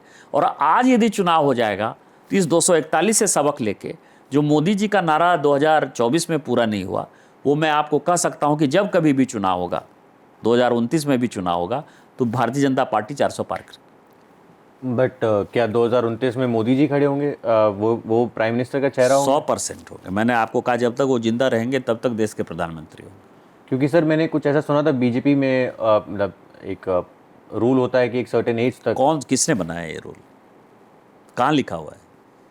और दूसरी बात यह है कि आज की डेट में मोदी जी को भारतीय जनता पार्टी की आवश्यकता नहीं है, भारतीय जनता पार्टी को मोदी जी की आवश्यकता है। तो हम ये मान लें कि आपके द्वारा ये बात बिल्कुल क्लियर है कि मोदी जी ही अभी पूरे 5 साल और 5 साल नहीं, जब तक वो चलने की स्थिति में है, बोलने की स्थिति में है, घूमने की स्थिति में है, हम लोग सबों को उनको पैर पकड़कर जो है खींचना चाहिए कि आप हमारा नेतृत्व करते रहिए, क्योंकि वही एकमात्र व्यक्ति हैं जिनके कारण कि हम अपने दम पर सरकार बनाने की स्थिति में रहेंगे। उन्हीं के ऊपर जनता को विश्वास। सर ये बात सुन के मुझे भी काफ़ी अच्छा लगा, क्योंकि दिमाग में सच बोलूँ तो क्वेश्चन तो आता था कि if not Modi ji then who, कौन होगा? सर ये बात मैं आपकी समझी। बस एक और इंसान है जिनके बारे में मैं आपका ओपिनियन जानना चाहता हूँ। सर आने वाले 20 साल में आप यूपी के चीफ मिनिस्टर योगी जी को कहाँ देखते हैं? योगी जी आज मुख्यमंत्री हैं और दिल्ली का जगह खाली नहीं। और 20 साल 25 साल बाद क्या सिचुएशन होगा किसी को कुछ नहीं पता है। 20 साल राजनीति में बहुत बड़ा चीज़ होता है। तो इसीलिए उस तरह के कोई प्रश्न न किसी के मन में है न किसी के मन में होने चाहिए। सर मेरा काम जनता के क्वेश्चन मैं कह रहा हूँ कि उस तरह के प्रश्न जो है पार्टी में किसी को नहीं है, होना भी नहीं चाहिए। 2017 में जब योगी जी मुख्यमंत्री बने तो योगी जी के नाम पर जो है उत्तर प्रदेश में लोगों ने वोट नहीं दिया, मोदी जी के नाम पर वोट दिया। आज भी जनता मोदी जी को ही वोट करती है। बट योगी जी लोगों को पसंद तो आ रहे हैं। नहीं, पसंद तो कई एक लोग आ रहे हैं। पसंद तो हेमंत विश्व शर्मा भी आ रहे हैं, बिल्कुल सर। पसंद तो देवेंद्र फडणवीस भी आ रहे हैं, बिल्कुल सर। तो मैं आपको ये बता रहा हूं कि पसंद तो माननीय गृह मंत्री जी कितने पसंदीदा हैं आप वो उसकी कल्पना नहीं है। अमित शाह जी 370-35 से जो नक्सलवाद उन्होंने खत्म किया, जिस तरह का सिचुएशन है आज की डेट में, यदि भारतीय जनता पार्टी इतनी बड़ी पॉलिटिकल पार्टी बनी, 11 करोड़ लोगों की पॉलिटिकल पार्टी बनी, तो all credit goes to my president, that time president. यदि उत्तर प्रदेश में आज भी भारतीय जनता पार्टी ने यदि सबसे भारी विजय हासिल की 2014 के लोकसभा चुनाव में, उस वक्त वो इंचार्ज थे, फिर उन्होंने पॉलिटिकल पार्टी क्रिएट की। तो हमारी पार्टी ऐसा है ना कि उसमें टैलेंट की कोई कमी नहीं है, सभी लोग टैलेंटेड हैं। लेकिन जो मैं आपके बात को कट शॉर्ट, इसको बहुत नहीं बढ़ाते हुए मैं आपको केवल इतना ही कह सकता हूं कि जब तक मोदी जी जिंदा है भारतीय जनता पार्टी को उनकी आवश्यकता नहीं सर, ये बात तो बिल्कुल तय है। और भारतीय जनता पार्टी और मोदी जी स्वस्थ रहें, सुरक्षित रहें, नेतृत्व करते रहें। आडवाणी जी जो है 90 साल तक सांसद रहे, अभी तो मोदी जी की उम्र 70-72 साल ही हो रही है। आप सोचो कि अभी 18 साल 20 साल जो है, जो मोदी जी का स्वभाव मिजाज है, इसमें किसी प्रकार की कोई चर्चा तो नहीं। जो जहां काम कर रहा है वो वहां काम करता रहे, ज़्यादा बढ़िया है ना। इस तरह की चर्चा जो है लोगों को फ्रस्ट्रेशन में डालती है ना, लोगों को फैक्शनिज्म में डालती है। सर इसीलिए ये पॉडकास्ट करी जाती है, इसलिए हम कहेंगे कि आप थोड़ा और टीवी पे आइए सर, ये बातें बताने के लिए लोगों को। क्योंकि sir with all due respect to all television media, but मैंने हमेशा एक चीज़ देखी है कि सर वहाँ पे जितनी भी डिबेट्स होती है ना, उनमें रिलीजन, ये सारी डिस्कशन ज़्यादा होती है। ये जो मैसेज आपने दिया ये जनता तक जाना बहुत ज़रूरी है।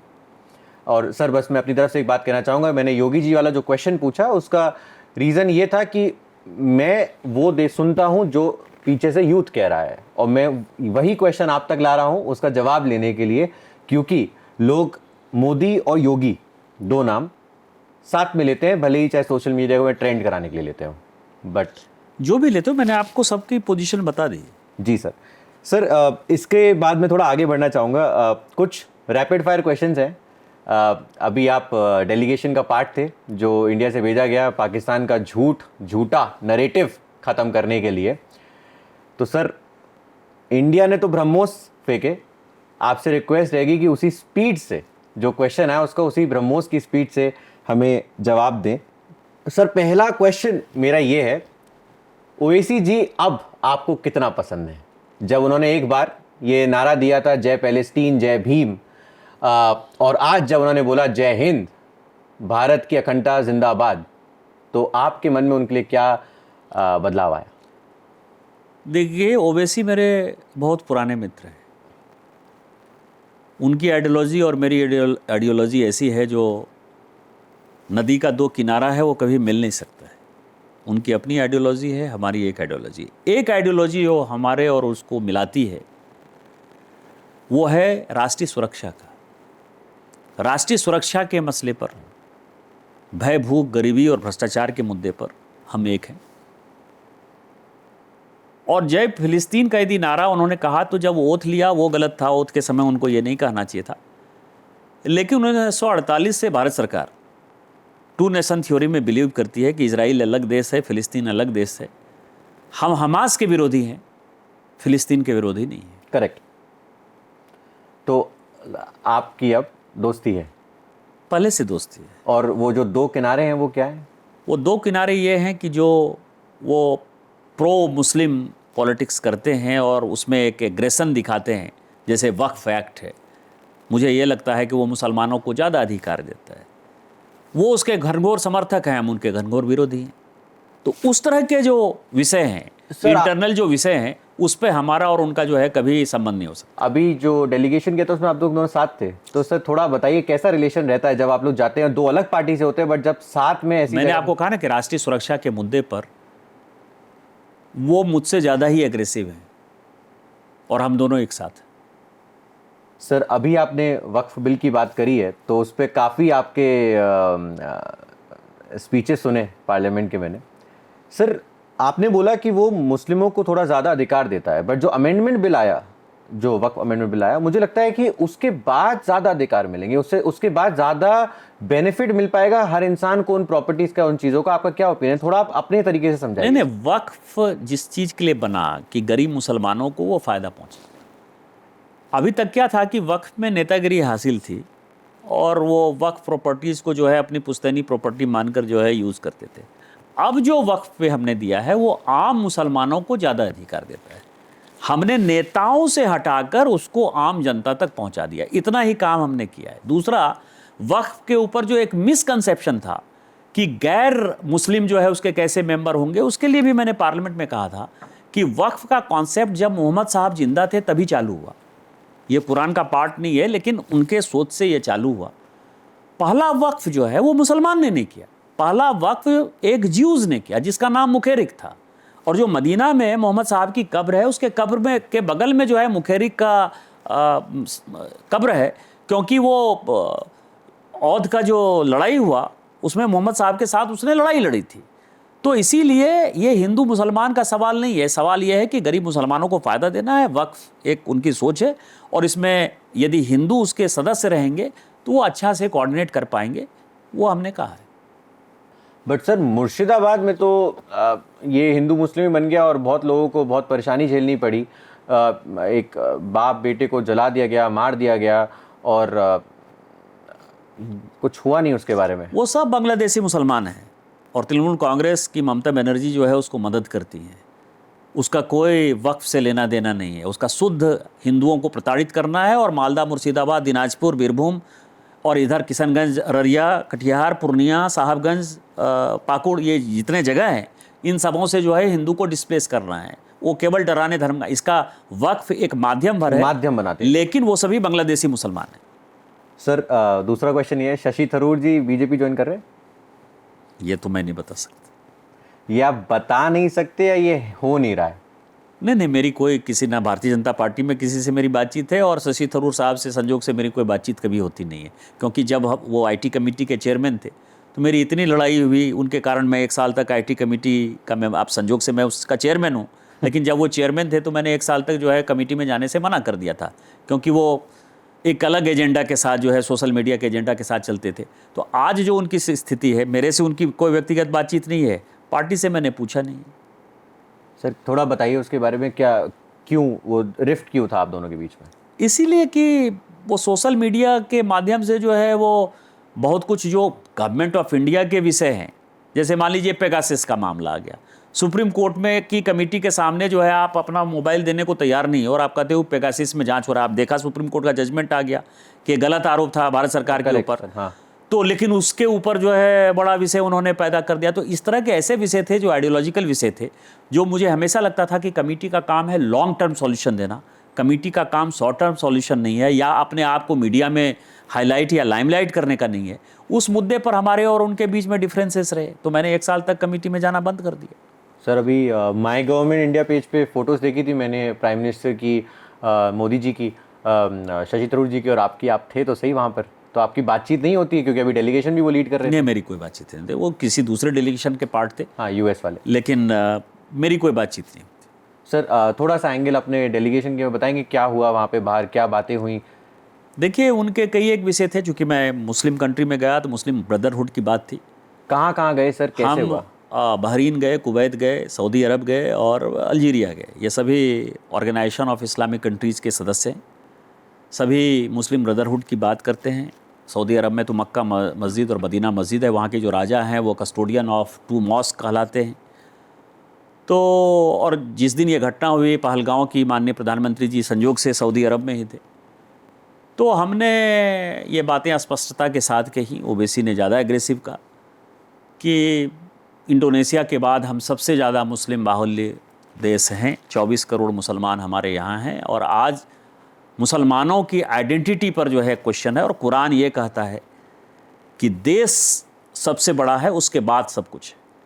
तो भारत के मुस्लिम जो है वो भारत सरकार के एक्शन के साथ हैं, और पाकिस्तान हम पाकिस्तान के साथ लड़ाई नहीं लड़ रहे हैं, हम एक टेरर के साथ, टेररिज्म के साथ लड़ रहे हैं। ये दो देशों की लड़ाई नहीं है, ये भारत का एक टेररिस्ट के साथ जो लड़ाई है वो है।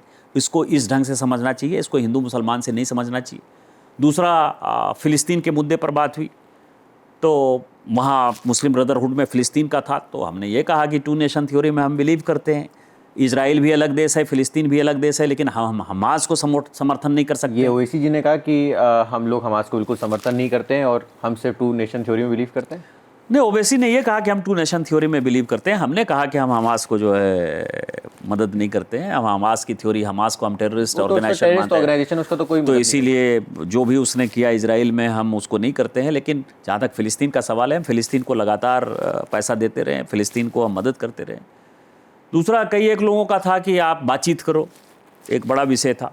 तो हमने कहा कि 2008 में मुंबई ब्लास्ट हुआ, मुंबई ब्लास्ट होने में 250 लोग हमारे मरे, 350 लोग घायल हो गए। अजमल कसाब जो है उनका आतंकवादी पकड़ा गया, वेल नोन।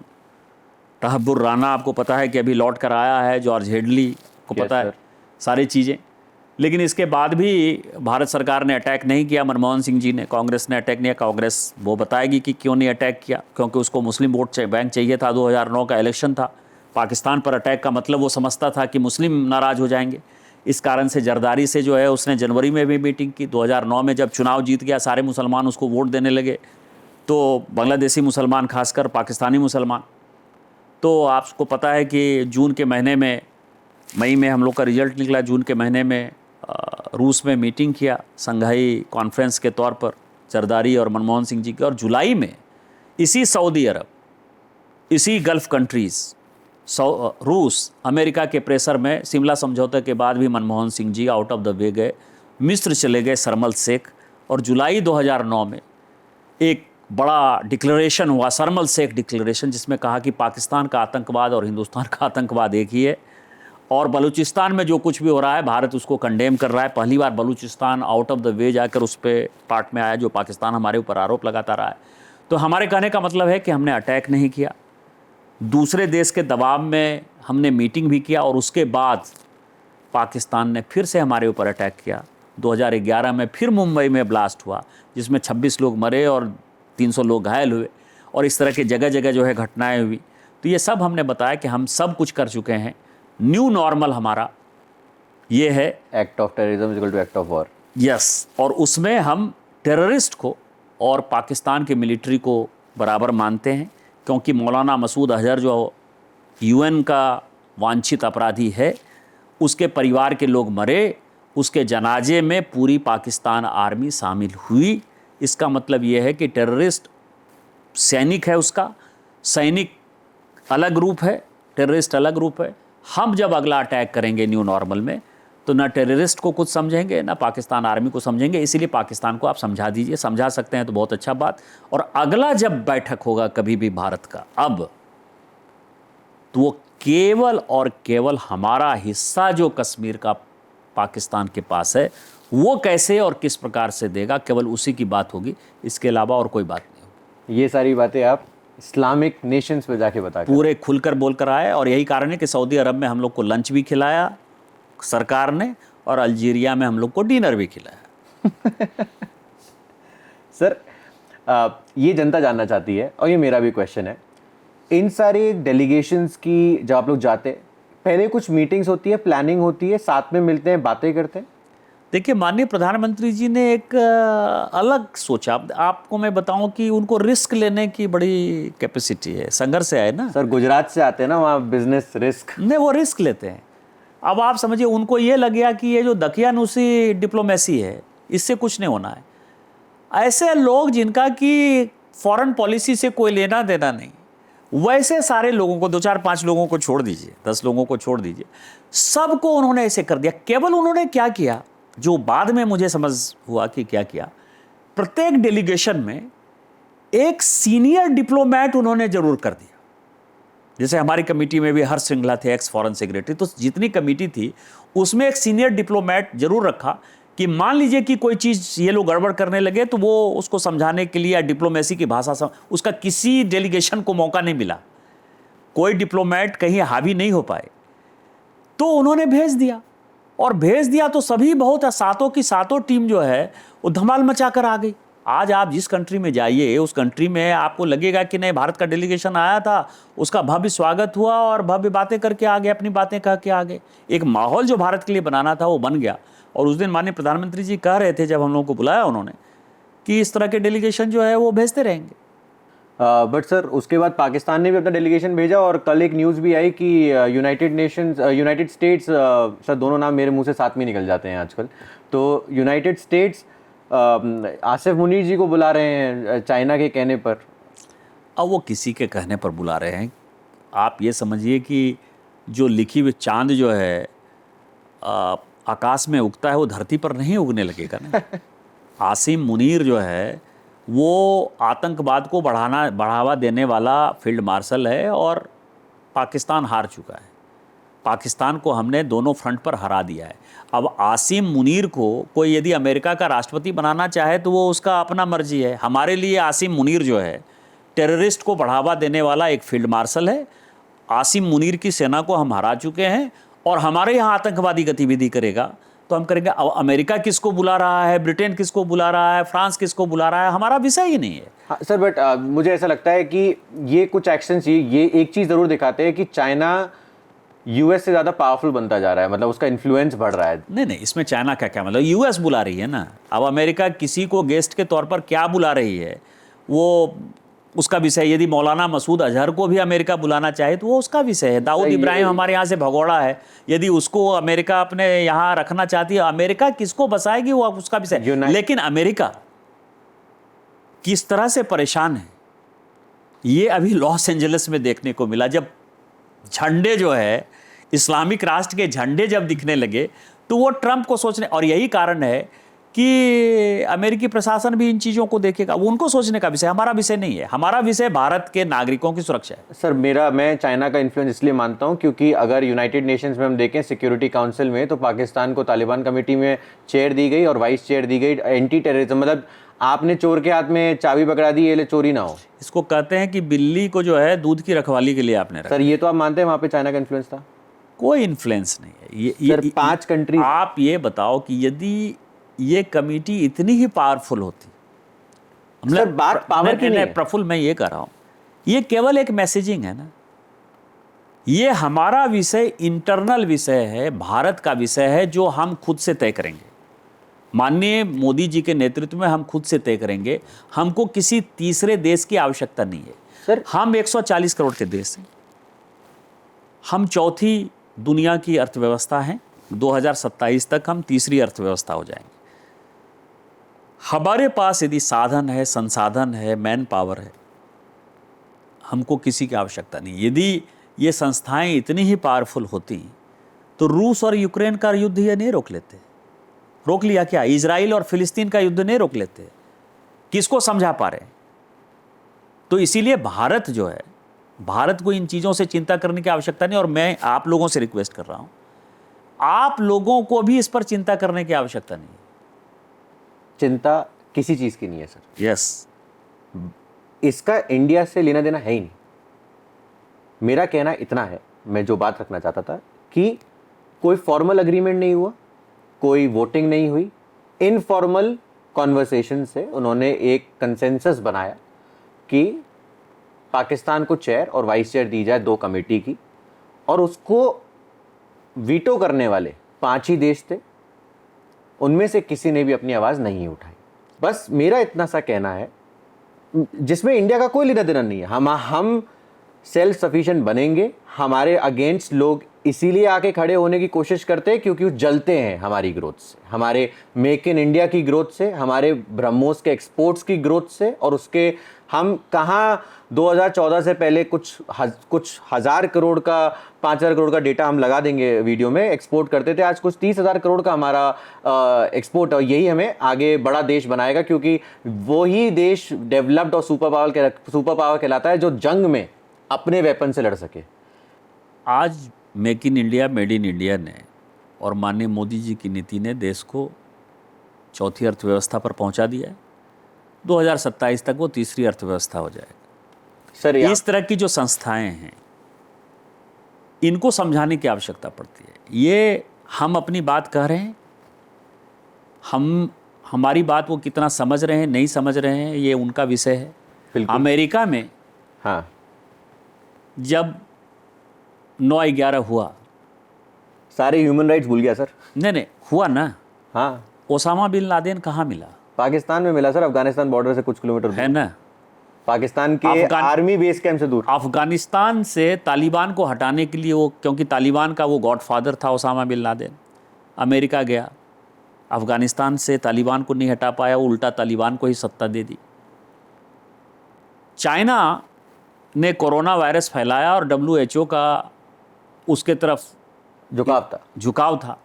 अमेरिका उसको समझाने की कोशिश करता रहा, जब WHO से नहीं समझा तो आज अमेरिका जो है WHO से बाहर निकल गया। अब WHO चलेगा कि नहीं चलेगा, फ्यूचर उसका होगा कि नहीं होगा, ये बड़ा सवाल है सर। उसी तरह से मैं आपको ये बताऊं, आप माननीय मोदी जी पर, भारतीय जनता पार्टी के ऊपर भरोसा रखिए। हम 2027 में तीसरी अर्थव्यवस्था बनेंगे। हम आज जो है आपको समझाने का प्रयास कर रहे हैं। एक समय ऐसा आएगा, 8 साल, 10 साल, 15 साल, ज़्यादा समय नहीं है, हमारे और आपके जीते जीते ही आ जाएगा कि जब दुनिया को, जैसे आज कहता है ना कि अमेरिका जो है वो सुपर पावर है और उसके बिना दुनिया नहीं चल सकती, उसी तरह से 10-15 साल के बाद आएगा कि भारत के बिना दुनिया नहीं चल सकती। तो जो वीटो पावर आज दूसरे को दिखाई दे रहा है, वो वीटो पावर हमारे पास होगा और फिर हम तय करेंगे दुनिया की पॉलिटिक्स कि UN जनरल असेंबली में क्या होगा, UN सिक्योरिटी काउंसिल में क्या होगा, भारत किस देश के साथ व्यापार करेगा। और सबको पता है कि आज हम इतने आगे चले गए हैं, इस कारण से वो मुझे फिलहाल परेशान करने की कोशिश कर रहा है। ऐसे कुछ नहीं होता। इवन अमेरिका में जो कंपनियां मौजूद हैं, जो वर्ल्ड की टॉप मोस्ट कंपनी है, उसके बॉस चाहे सत्य नडेला हो, सुंदर पिचई हो, इंदिरा नुई हो, सब भारतीय। तो भारतीय ब्रेन, भारतीय ताकत, भारतीय पॉपुलेशन और भारत का मजबूत नेतृत्व मोदी जी में, ये 15 साल में पूरी दुनिया को हमारे दरवाजे पर खड़ा कर देगा। लास्ट 2 क्वेश्चन है सर मेरे।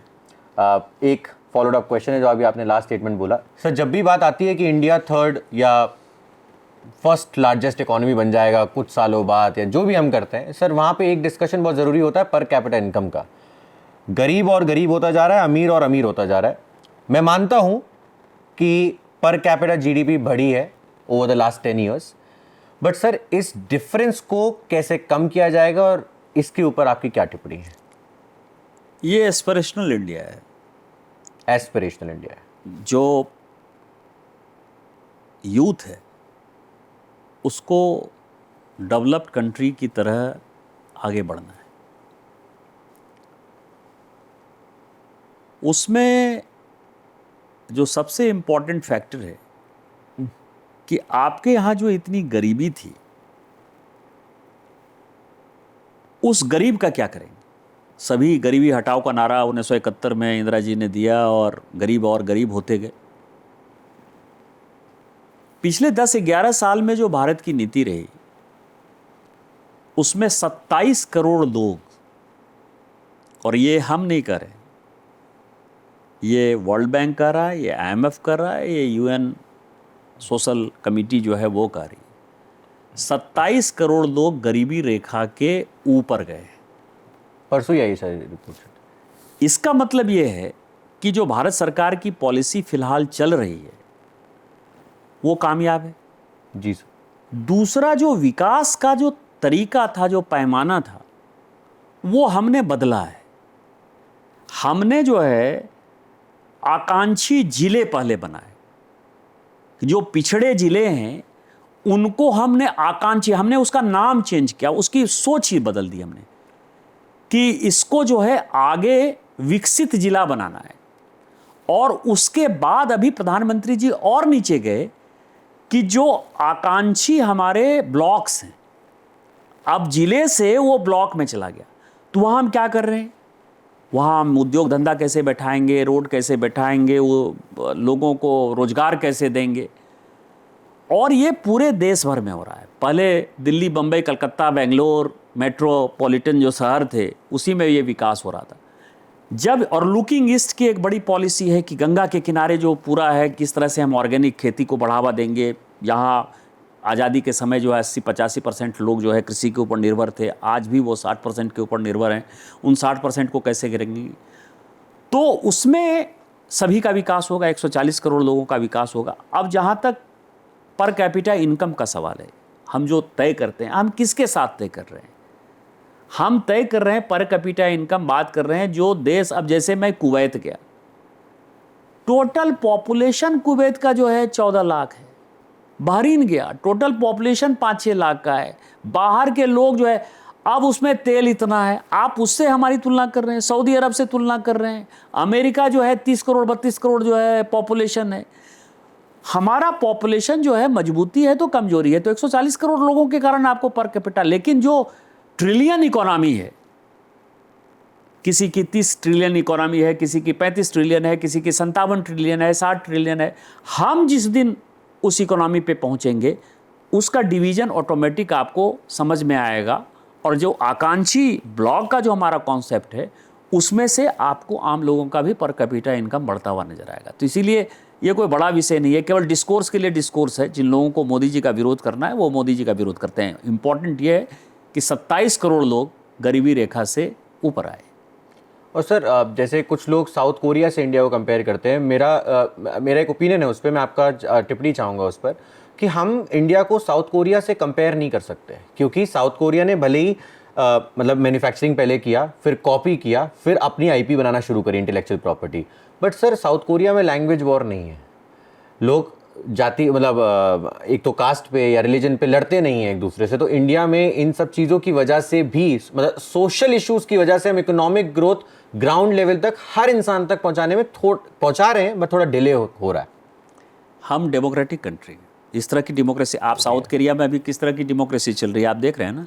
राष्ट्रपति जो है रोज भागता हुआ नजर आ रहा है। साउथ कोरिया की स्थिति आप देखिए। चाइना जो है वो पॉपुलेशन है उसका, लेकिन वो इस तरह से क्लोज डोर सिचुएशन है उसमें कि उसमें कौन बढ़ रहा है, कौन घट रहा है, कौन अमीर है, कौन गरीब है, इसका डाटा किसके पास है, पूरी दुनिया में किसके पास है। हमारी तुलना यदि किसी से हो सकती है तो डेमोक्रेटिक कंट्री से हो सकती है। उस डेमोक्रेटिक कंट्री में हम कहाँ खड़े हैं यदि आप देखिएगा तो आपको लगेगा कि भारत बहुत आगे है। और पर कैपिटा जो इनकम है वो जिस दिन हम 2027 के बाद 2047 जो विकसित भारत का हमारा संकल्प है, 2047 के बाद शायद ये प्रश्न कोई नहीं पूछेगा। Growth is gradual. Yes. Sir, मेरा अगला क्वेश्चन, गांधी जी या नेताजी सुभाष चंद्र बोस, एक को चूज करना है, दोनों को इज्जत, बट एक को चूज कर सकते हैं, किन को चुनेंगे? नहीं, आप भारत की आज़ादी के आंदोलन में एक को चूज नहीं कर सकते, आप एक रास्ता ले ही नहीं सकते। गांधी जी ने एक अलग रास्ता दिखाया, सत्य अहिंसा का दिखाया। पूरी दुनिया गांधी जी की मुरीद है और स्वाभाविक तौर पर इस देश को आज़ाद कराने में उनका बड़ा रोल रहा। और जहाँ तक सुभाष चंद्र बोस जी का सवाल है, एक कहावत है जहाँ से कि हम लोग आते हैं कि भय भी न होए न प्रीत। तो उन्होंने जिस तरह से इंडियन नेशनल आर्मी बनाई और दुनिया में जिस तरह से लोगों को इकट्ठा किया, तो एक एडिशनल प्रेशर जो है जब सेकेंड वर्ल्ड वॉर चालू हुआ 1945 के बाद से, तो एक यदि जापान नहीं हारता या मान लीजिए न्यूक्लियर बम नहीं होता तो देश का सिचुएशन अलग होता। तो दोनों का एक बड़ा रोल है, दोनों बड़े लोग हैं। और मैं हमेशा से मानता हूँ कि कभी महापुरुषों में कभी भी कोई डिवीज़न नहीं करना चाहिए और कभी भी वन साइडेड नहीं होना चाहिए। तो दोनों का अपना रोल है, दोनों हमारे लिए सम्मानित है। सर, आपकी बात से 100% अग्री करता हूँ। मेरे जो ये पॉडकास्ट का नाम है मिशन इंडिया यूनिवर्सिटी, मेरे पेज पर भी दोनों की फ़ोटो एक एक कॉर्नर में लगी हुई है। ये क्वेश्चन मैंने आपसे इसलिए पूछा क्योंकि सर, बोस जी का नाम यूज़ करके आज की पॉलिटिक्स नहीं करी जाती, बट गांधी जी का यूज़ करके करी ज़रूर जाती है। नहीं, कौन कहता है बोस जी की प्रतिमा नहीं इतने वर्षों से नहीं लगी इंडिया गेट पर? हमारी सरकार ने लगाया, मोदी जी ने लगाया। आप ये समझिए उनकी जन्म जयंती जो है हम बड़े धूमधाम से मनाते हैं। बोस जी के साथ जितने भी लोग, जैसे कि हमने पंचतीर्थ बनाए, बाबा साहब अम्बेडकर के साथ जितनी भी यादें जुड़ी हुई थी लंदन से लेके यहाँ तक, उनको या तो हमने ख़रीदा या बड़ा उसको जो है तरजीह दिया, नेशनल इम्पोर्टेंस की जगह हमने बनाई। उसी तरह बोस, मतलब आप ये समझिए भारतीय जनता पार्टी महापुरुषों में कोई भेदभाव नहीं करती, और ऐसा नहीं है कि हम उनके नाम पर राजनीति नहीं करते। राजनीति करना भी, महापुरुषों के नाम पर जो राजनीति करते हैं वो गलत है।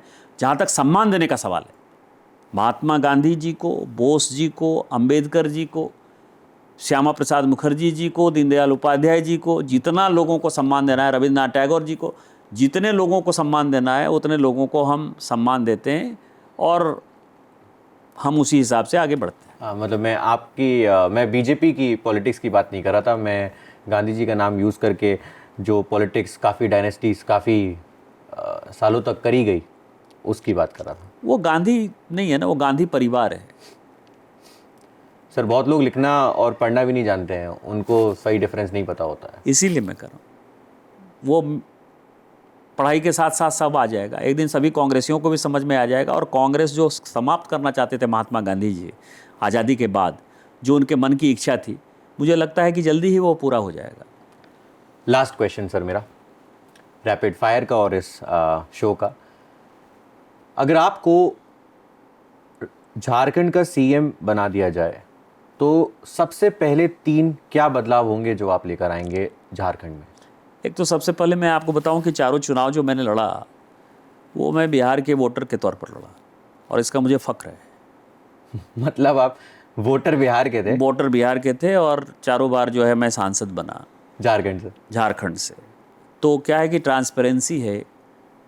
झारखंड का मैं विकास करना चाहता हूँ, और पार्टी हमारी मुख्यमंत्री जिसको भी बनाएगी उसको मैं सहयोग देना चाहता हूँ। मेरे मन में जिस दिन से मैं राजनीति में आया, मेरे मन में किसी प्रकार की कोई चाहत और भूख नहीं, कोई चाहत और भूख नहीं। मुझे ये लगता है कि भारतीय जनता पार्टी के कार्यकर्ता के तौर पर मैं अपनी बातें कहता रहूं, मैं अपना काम करता रहूं, और हमारा जो एजेंडा है विस्थापन का, पलायन का, ये जो धर्मांतरण हो रहा है इसका, जो आदिवासियों की स्थिति बहुत ख़राब है, ये इस देश का 40 से 50% माइंस और मिनरल्स हमारे राज्य में है, रेलवे इस देश की जो है हमारे पैसे से चलती है, कम से कम 40% रेवेन्यू इस देश के रेलवे को केवल और केवल एकमात्र राज्य झारखंड देता है। तो इस तरह के जो बात है, इसके बावजूद भी हम जो गरीब हैं उस गरीबी को कैसे हटाएं। तो जो भी भारतीय जनता पार्टी का मुख्यमंत्री बनेगा, एक तो मैंने आपको कह दिया कि मेरी कोई चाहत नहीं है मुख्यमंत्री बनने की, और मुख्यमंत्री जो भी बनेगा उसको जितना भी सहयोग होगा, अगला बार जब भी मुख्यमंत्री बनेगा वो ये सारे काम करेगा। और आप देखेंगे कि उस 5 साल में जो आमूलचूल परिवर्तन हुआ, उसके बाद जिस तरह से गुजरात भारतीय जनता पार्टी का राज्य है जहाँ से कोई उसको हरा नहीं पा रहा है, उसी तरह से झारखंड भी एक दिन ऐसा राज्य बनेगा जहाँ Bharatiya Janata party permanent party हो जाएगी। और जो यूरेनियम माइंस हैं उसके जो वर्कर्स हैं, जो मतलब उसके पास गांव हैं जहाँ पे लोगों को बहुत ही पीड़ा होती है, परेशानी होती है, उन लोगों को रिहेबिलिटेट करा जाएगा।